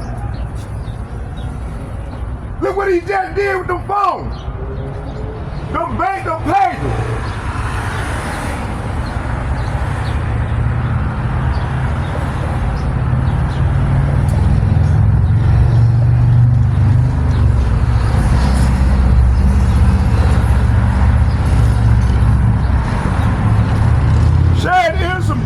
On the earth, and a fire will go forth from his wrath and will consume the foundation of the earth, and the sinners like straw that is kindled Woe. Say what? Woe. Say what? Woe. Woe means death and destruction to those who sin and do not observe my commandments, said the Lord. Hey, the Lord talking specifically to the Negroes, the Latinos, and the Native Americans, along with these speckled birds on this verse I just read. He ain't talking to all these other nations. They ain't under no law. We under the law. They ain't bound by no law, which they teaches y'all, telling y'all that the law is done away with to keep y'all ass in sin, so they can stay on top.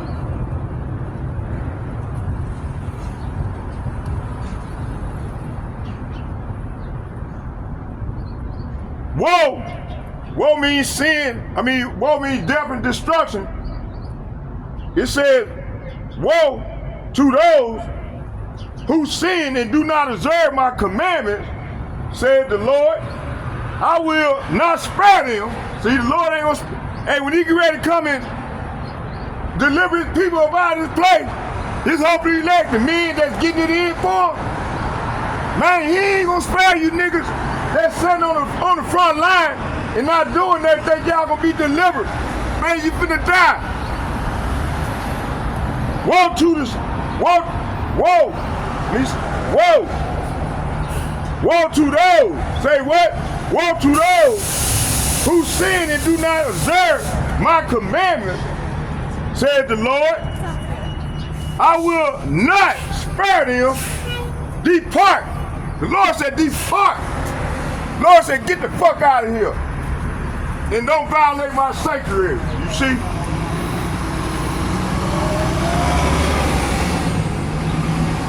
Do not pollute. Say what? Do not pollute my sanctuary. Your sanctuary, your body is the Lord's sanctuary. You got these niggas cutting they penis off, they rod off. You got these women acting like men.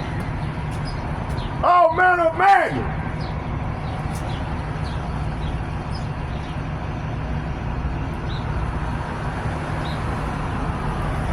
Depart, you faithless. Say what? Depart, you faithless children. See, the Lord said, you faithless children. He said, get the fuck out of here. Don't violate my sanctuary. See, hey, our Lord ain't no white boy like y'all been taught. He's a nigga like me, he's a nigga like you, looking like us. He said, get the fuck out of here, don't violate me. He tell them young niggas, don't get the fuck out of here, don't violate my sanctuary. Y'all finna find out real soon. A lot of you youngsters find out right now. Look how they dying. They dying, man, real quick. They talk more words behind their back. Then when we come with the truth, they look at us like we crazy. Man, listen, the Lord, hey, he got a sword kindled up over y'all. Y'all don't see it, but we see it. He been using this devil to come at y'all, man. This nigga said $6 billion got to go in 2025. And these people still partying and thinking that we playing, thinking it's a game. They thinking it's a game. Jake thinking it's a game. Man, the Lord is visiting the earth right now. Right now. The Lord is visiting the earth right now. But our people, they too blind to see.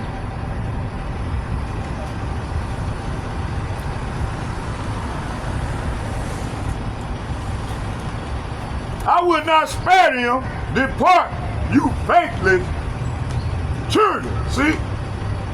Do not pollute my sanctuary. For Yahweh, Bahashim Yahushai, knows all who transgress against him. Therefore, he will hand them over to death. See? So the Lord said he's going to hand y'all over to death. And did that not just happen down the streets last night? in the week before last night?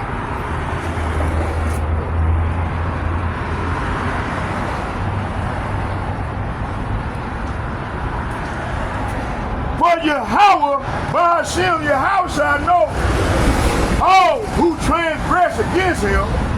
Therefore, he will hand them over to death. Say what?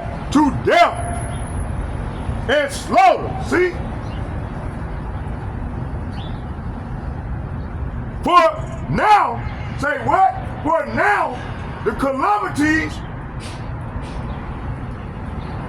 have come upon the whole earth. See?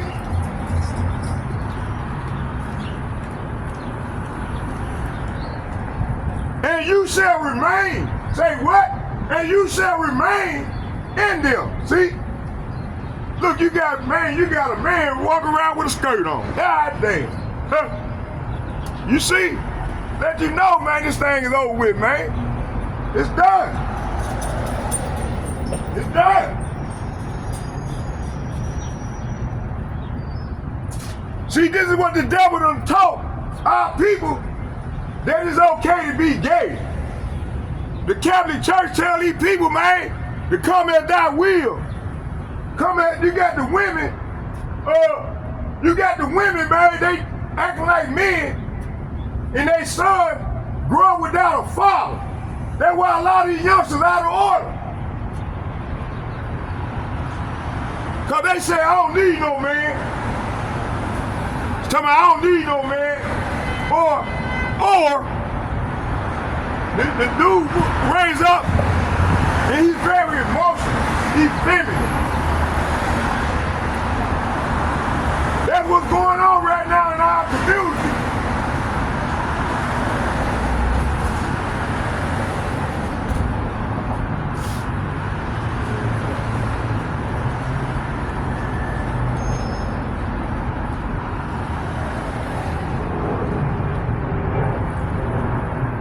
Verse 27, for now calamities have come upon the whole earth.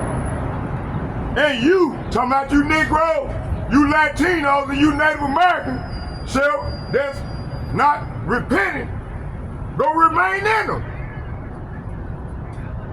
It's called Jacob's trouble.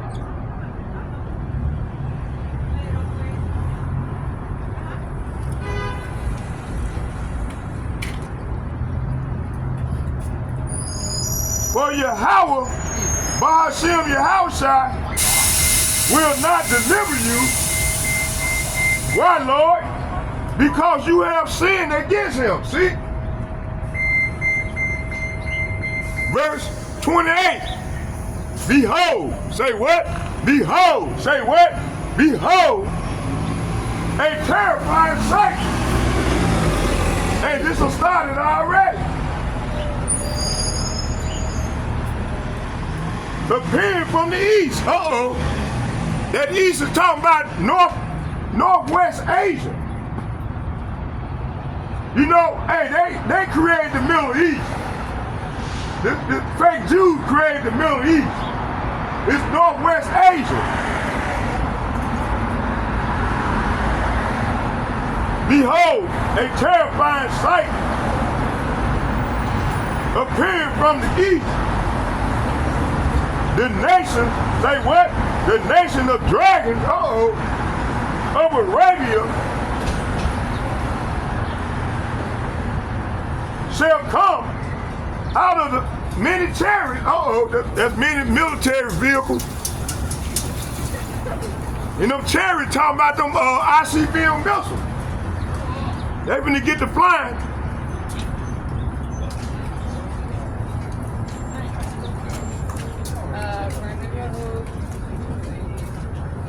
And that process has started already. It's going on in Ukraine, in Israel right now, and it's gonna touch down over here. But the many chariots gonna be them ICBM missiles. Which are called the stars of heaven. They're gonna rain down on this place, man. This is what's gonna go down. Our beloved Pastor Tahar said hey, this is the year all these prophecies gonna be fulfilled.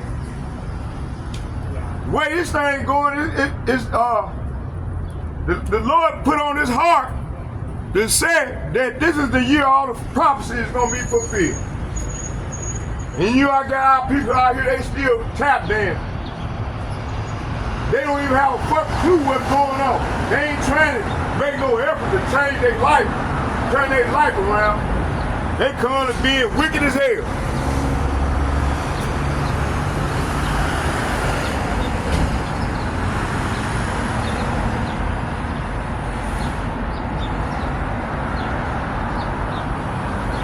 Behold, a terrifying sight appearing from the east. The nations of dragons of Arabia shall come out with many chariots, and from the day that they set out, their hissing shall spread over the earth. Say what? Over the earth. Say what? Over the earth. So that all who hear them fear and tremble. See? Also, the Carmanians, they're talking about the Iranians, with the blessing of Putin. Man, it's coming. The Carmanians raging in wrath shall go forth like a wild boar of the forest, and with great power they shall come and engage them, say what? Engage them in battle, see? And shall devastate a portion of the land of the Syrians with their teeth. And then the dragon, say what? And then the dragon, remembering their origins, shall become still stronger. And if they combine in great power, so you're going to have all these nations, all them Greek nations going to come together.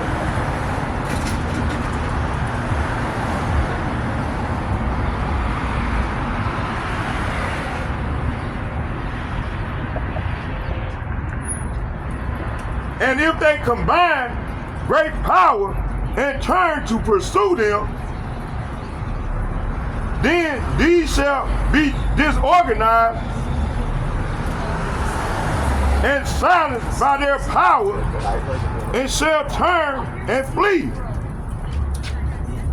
And from the land of the Syrians, an enemy in ambush shall beset them and destroy one of them, and fear and trembling shall come upon their army, and indecision upon their kings. Behold, say what? Behold, say what? Behold, clouds from the east and from the north and to the south, and their appearance is very threatening, full of wrath and storm. They shall dash against one another, and shall pour out a heavy tempest upon the earth.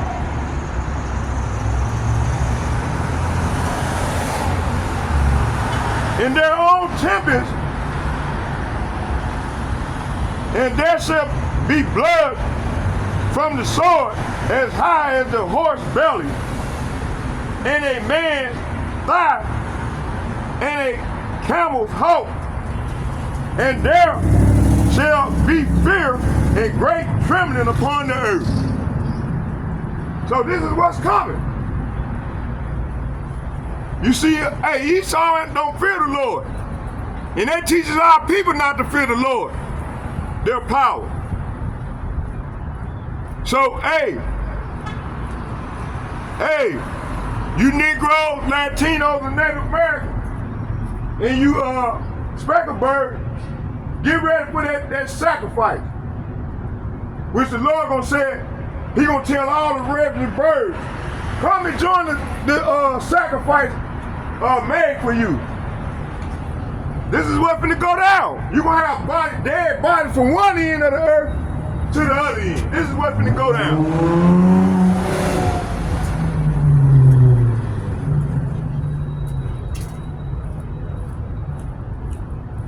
It said, and from the land of Assyria, the enemy in ambush shall beset them and destroy one of them, and fear and trembling shall come upon their armies, and indecision upon their kings. Behold, clouds from the east, and from the north, and from the south, and their appearance is very threatening, full of wrath and storm. They shall dash against one another, and shall pour out a heavy tempest upon the earth. Say what? Upon the earth. Say what? Upon the earth.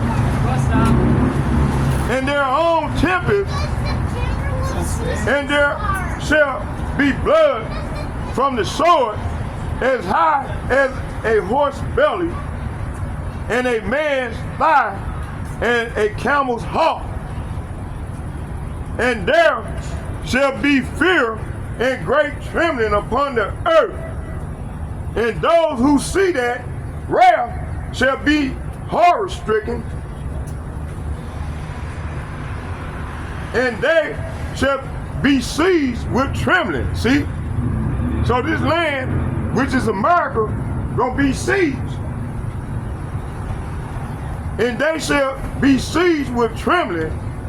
And after that, heavy storm of cloud, a heavy storm cloud. The heavy storm cloud talking about the mushroom clouds.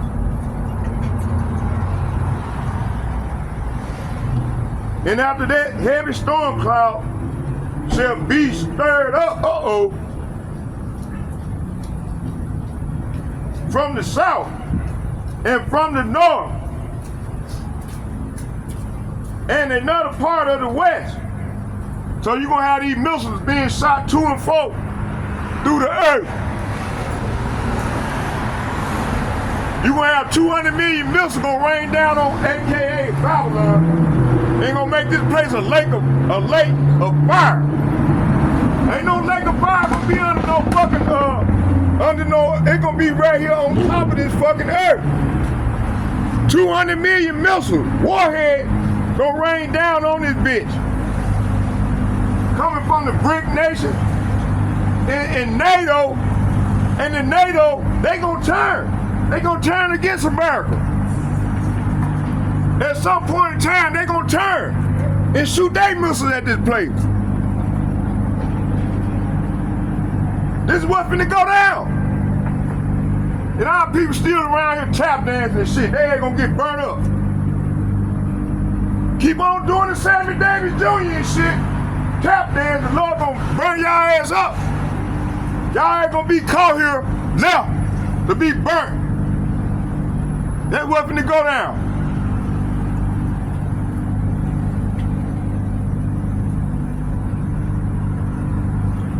And from the north, and another part from the west, and the wind from the east shall prevail over the clouds that was raised in wrath, and shall dispel it, and the tempest that was to cause destruction by the east wind shall be driven violently, toward the south and the west. See, that's talking about here.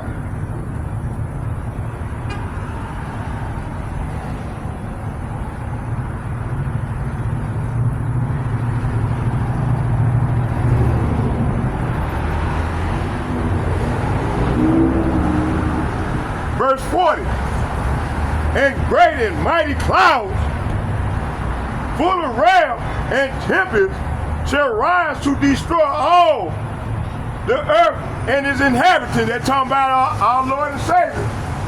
Lord of Mashak and them angels coming in them chariots, who y'all ignorant call the UFO. Yeah, let me show you. The Lord gonna appear in there. He said, I ain't gonna meet you as a man. Watch this.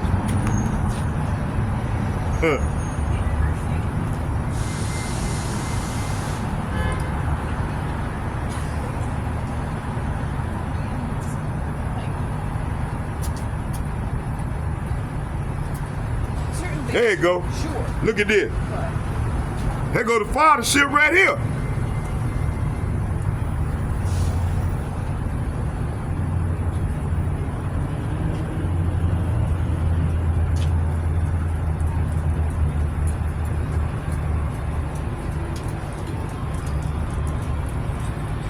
Look at them. They try to look at Esau. He try to get rid of my picture. Damn devil.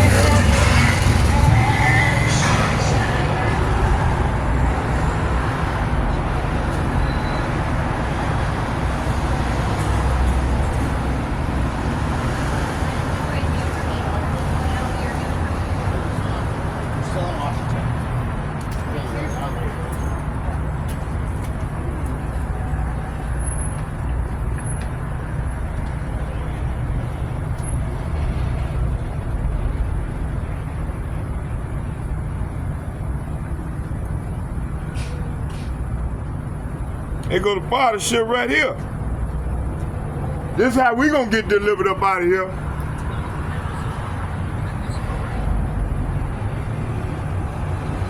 Let me blow it up.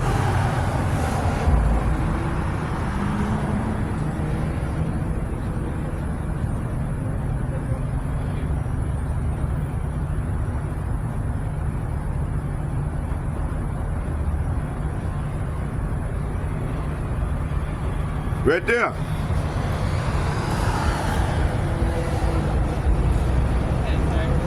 See, this is the Father's ship right here. It's the city of God. This is what's gonna pop up, gonna cover the whole fucking earth. And this place gonna be dark. And then that's when the Lord gonna start beaming up Scotty. His hopefully elect men that's out here getting it in, that's prophesying, that's doing the will of the Father right now. You see? But all you ones that's joined unto this devil, that's bucking up against the men of the Lord, that's not believing, I already read to you about your unbelief. Hey, it is what it is. It ain't no excuse. Cause the word is going out. It's going out every day. Every day. Every day we coming out. I'm coming out damn near every day. So ain't no goddamn excuse. Ain't no excuse. In that day.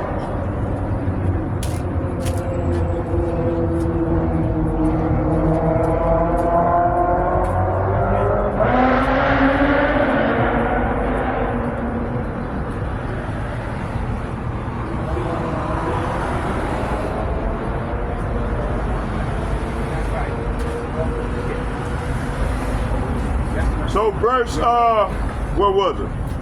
Verse 40. A great and mighty cloud full of wrath and tempest shall rise to destroy all the earth. Say what? To destroy all the earth.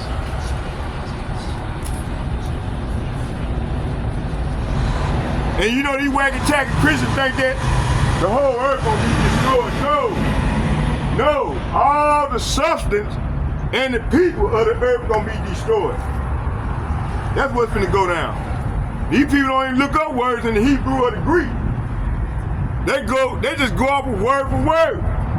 And then another thing they don't do, they don't go precept upon precept. That's why they is blinded. Making themselves look like an idiot.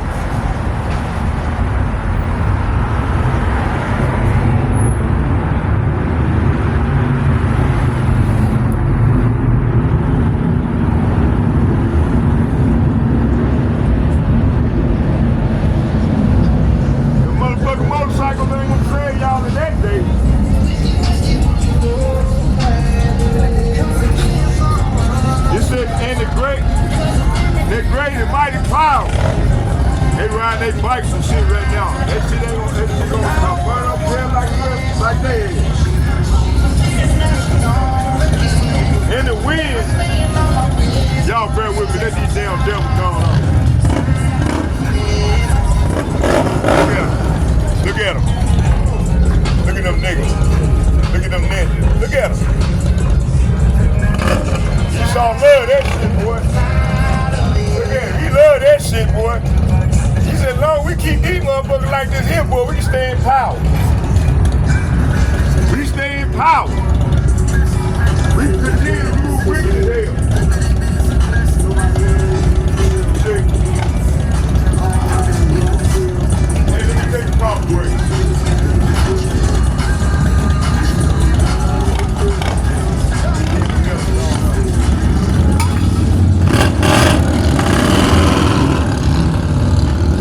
Rebels, man, them the rebels. They ain't gonna be burnt up though. Enjoy your toys now. Enjoy what's going on, little man. Look here, look at it, look at it. Hey, we gonna be flying, boy. You gonna be flying like this here. You gonna be able to spit fire out. That's right. I got you. The king gonna be flying around here. That's what's gonna go down.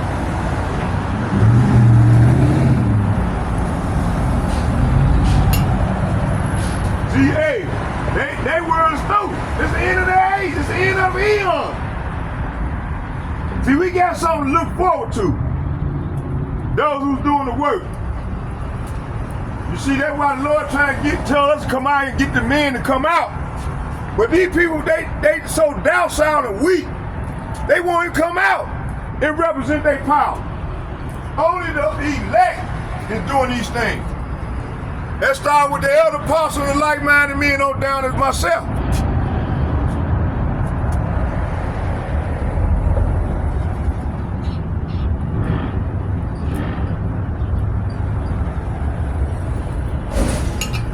Ain't no excuse. You know, and then all these dudes that dying now, these youngsters, they don't heard the truth. They don't heard it.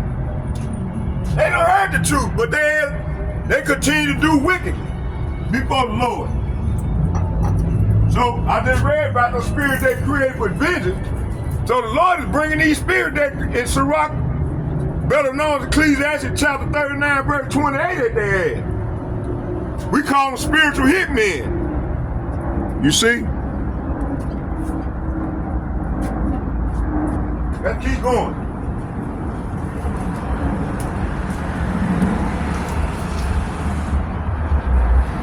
All right, let's finish this thing on off. How much time I got? Oh shit, damn, we'll be here in 3 hours. Y'all bear me, I was trying not to keep it at this long, but I had to get I want my big brother Malcolm to get on me. He said, man, you messed the video up. Why you didn't finish bringing out the precept or finish the lesson? You know, yesterday it got dark on me. I would have did it last night. But and then I got another part I want to bring out. I'm gonna bring out part 4 tomorrow. Cause I still got, I'm gonna do five sessions. I still got precepts to go on this here subject. And I ain't got to them yet, because I got to bring out that Revelation 13:16. So we still in there. The Spirit just told me to go read the whole chapter, then come back and break down the words. Go into Hebrew and the Greek and get them words. And and get the people more better understanding on what's going on. So, you know, I'm doing what I'm doing. No, I'm doing, you know, according to the portion the Lord gave me. You know, I'm out teaching. I'm out prophesying, you know. And that's what we supposed to be doing. So I bet you somebody call that police and, man, they out there screaming. They don't know the voice is the trumpet, you damn dummies. And it be them Christians be doing that shit. That man ain't trying to hear that shit. Man, don't leave that man alone. The police said, man, leave that. I'm gonna leave that dude alone, man. That man doing his thing, man. I ain't bothering nobody. I'm just making a video, prophesying. I'm trying to earn this new body. Okay, let's go back to the finish this on off. So we got the great and mighty clouds full of wrath, and tempest shall rise to destroy all the earth and its inhabitants, see? And shall pour out upon every high and lofty place, see? That high and lofty place is talking about the hills, the mountains. You got the mountains, which consist of high, big governments, and then you got the hills talking about the small government. All right, little king, hey, you gonna be spitting out fire, boy. You gonna be spitting out fire. Look at it, you gonna be spitting out fire, boy. Hey, the Lord got you. He got you and your mommy, and your daddy, your poppy. Okay, yeah. Let's keep it moving. All right, what was it?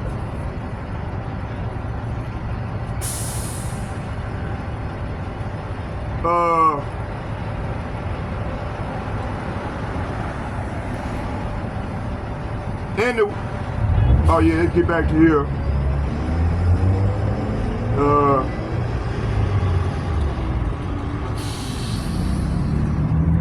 Oh yeah.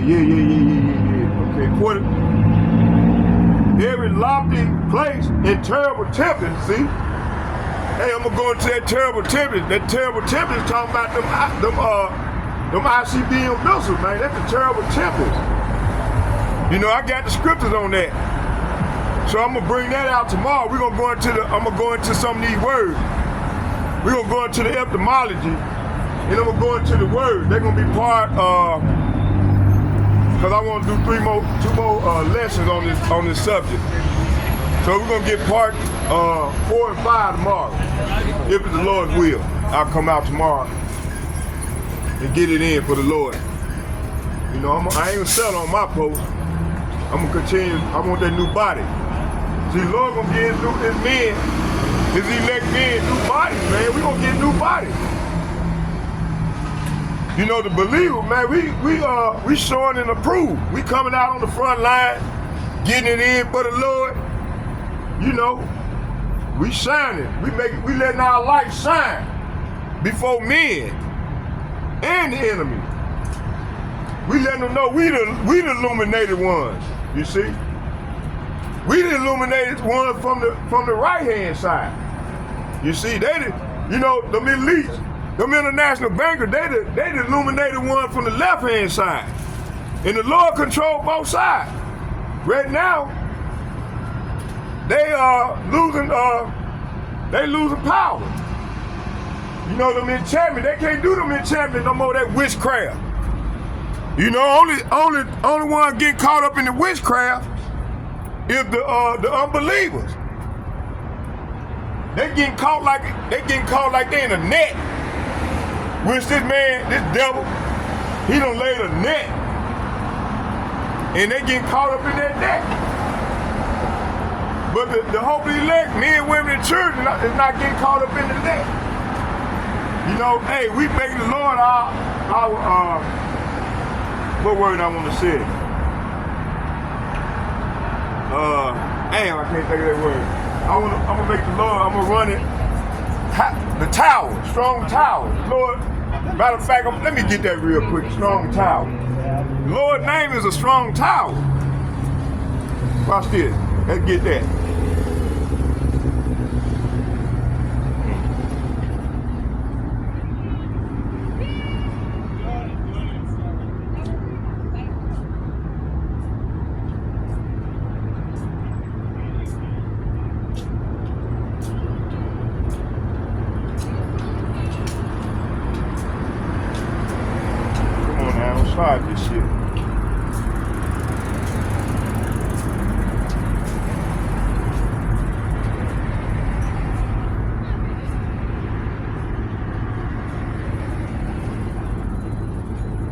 There we go.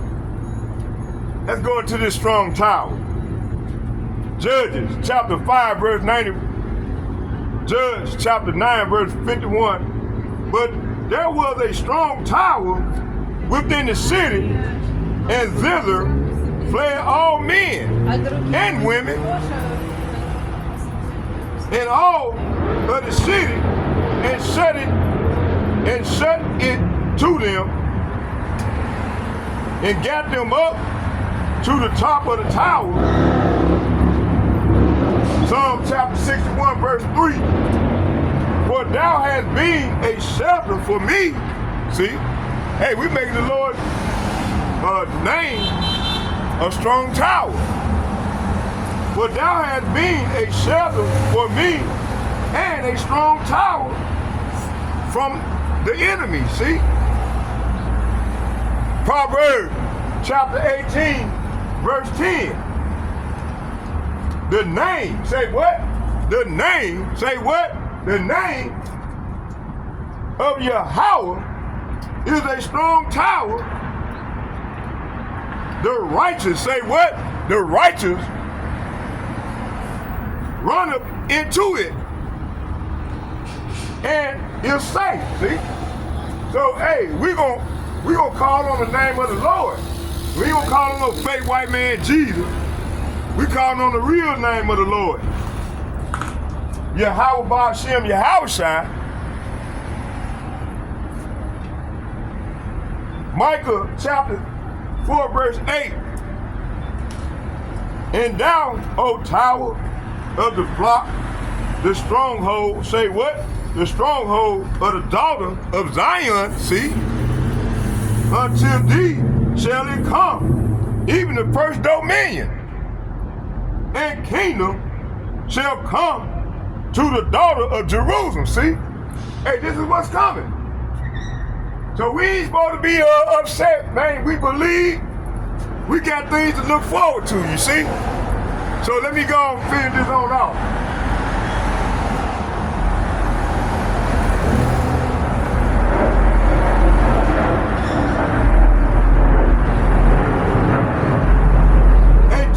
Tempest, fire, and hail. See, that hail gonna be them ICBM missiles. They're gonna rain to and fro. That all the field and all the streams may be filled with abundance of those waters. See, that's hey, this is talking about. Hey, this place gonna become a lake of fire. And then you know all them people they bought their ass over here trying to work for the elites. Man, they ain't gonna die. They gonna get burned up over here. They over here for judgment. And then all the Negro, Latino, Native Americans, along with these Speckenburg, they better repent. Y'all better repent. The kingdom of heaven is at hand. They ain't gonna repent because they gonna continue to do witchcraft, all that old bullshit. So that they ain't gonna be burned up on this side.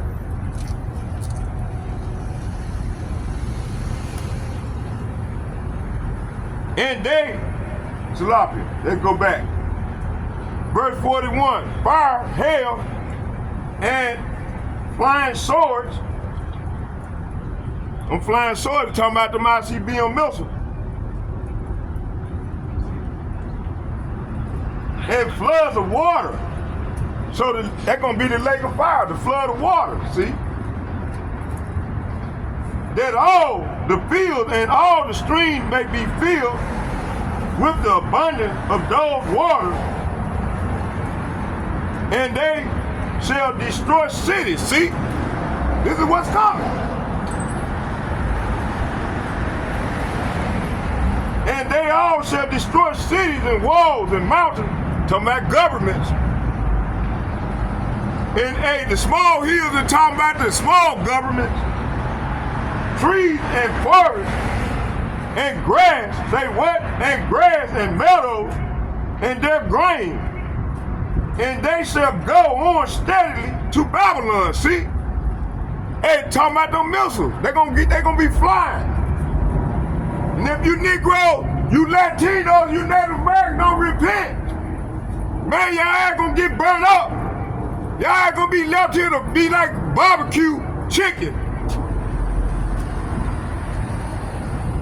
Oh yeah, I forgot about the speckled bird.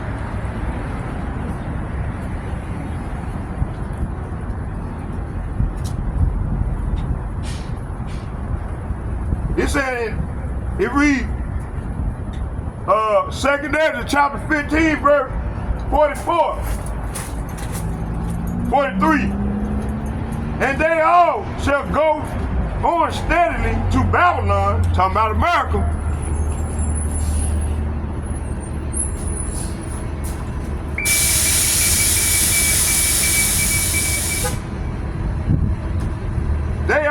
They shall pour out their tempest and all its wrath upon her, then the dust and smoke, see,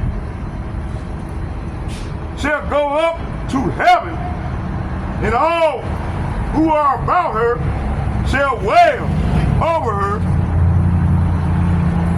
And those, say what?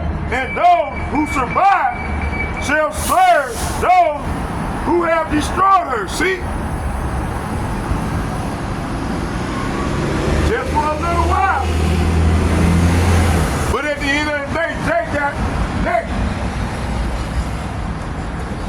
And you Asian, talking about the Chinese, that's Moab, saying you Asian, who share in the glamour of Babylon.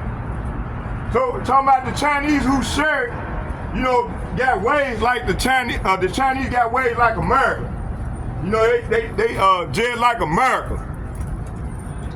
Hey, the Lord finna get them. You see? It said in Asia, fucking dude, god damn. See, only in Babylon, y'all, you see? This place got to go. Got to go. And you, Asia, who share in the glamour of Babylon and the glory of her person, woe. Woe means death and destruction. Woe to you, miserable wretch. For you have made yourself like her, see? You have decked out your daughters. Come on, get back. Get back. For you have decked out your daughters and made yourself like her. You have decked out your daughters in harlotry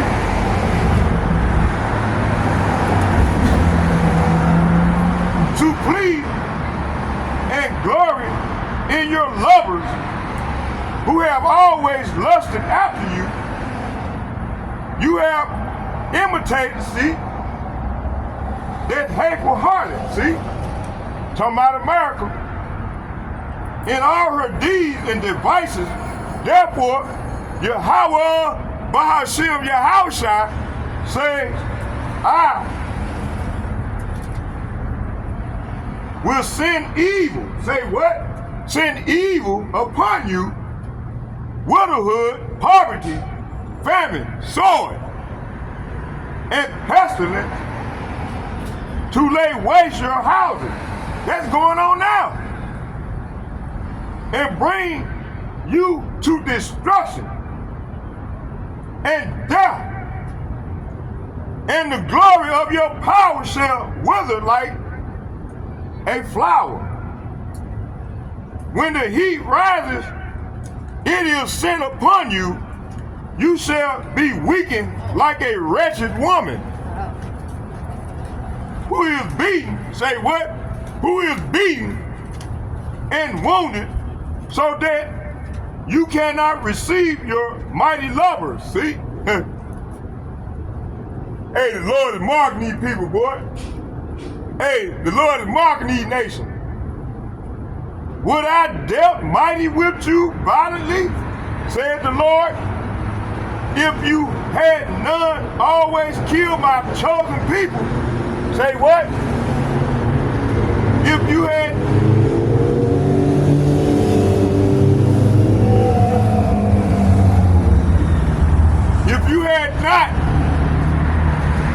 not exulting and clapping your hands and talking about their death when you were drunk. Trick out the beauty of your face. The reward of your harlot is in your bosom. Therefore you shall receive your recompense, see? As you will do to my chosen people. Talking about the Negroes, the Latinos, the Native Americans, along with the speckled birds. Speckled birds are the people that look like the other nation, but they actually Israelites. As you will do to my chosen people, said the Lord, so Yahweh Ba'ashem Yahushai will do to you. And will hand you over to adversities. Your children shall die in hunger, and you shall fall by the sword, and your city shall be wiped out. This is what's finna happen. And all, say what? And all your people who are in the open country shall fall by the sword. And those who are in the mountain, mountains represent government. You got large governments, that's what mountains represent, and then the hills represent small government.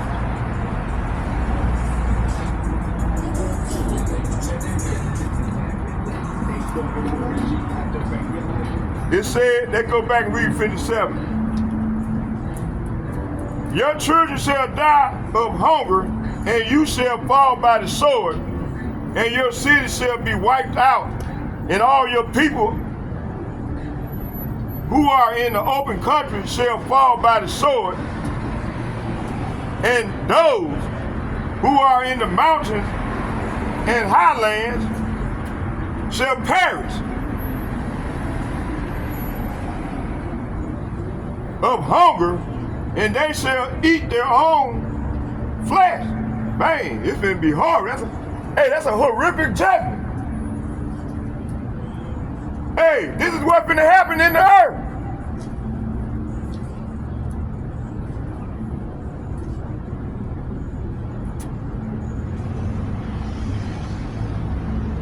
In hunger for bread and drink, their own blood, and thirst for water. Verse 59. I'm going to close with 59 to 63. Unhappy above all others shall come and suffer fresh affliction, and as they pass, they shall wreck and hateful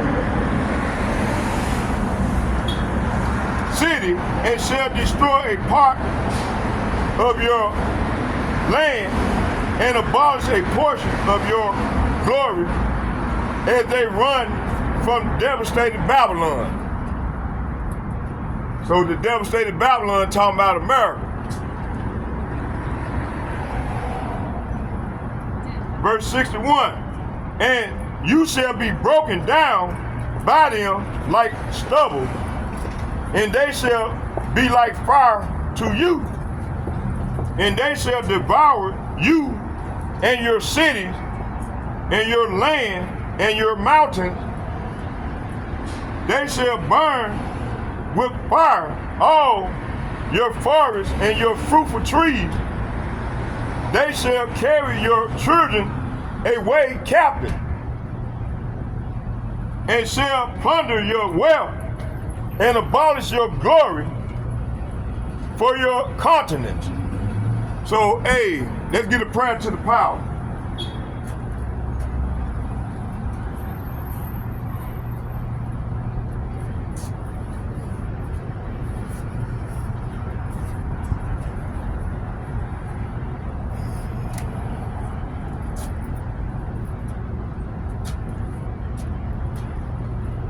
Barakatah Yahweh, Barakatah Yahushai, Barakatah Yahweh, Barakatah Yahushua, Barakatah Yahweh, Barakatah Yahushua, Barakatah Yahweh, Barakatah Yahushua, call lawyer, Yahweh, Bahashim, Yahushua, Bahashim, Rekah Kadash, Yahweh, Bahashim, Yahushua, Rekah Kadash, Shalakriya, Wa Anashim, Wa Harayam, Wa Mashapat Yam Baba, Yahweh Bahashim, Yahushua, Baha Rekah Kadash, Shalakriya, Wa Anashim, Wa Harayam, Wa Mashapat Yam Baba. Yahweh Bahashim, Yahushua, Rekah Kadash, Shalakriya, Wa Anashim, Wa Harayam, Wa Mashapat Babylon.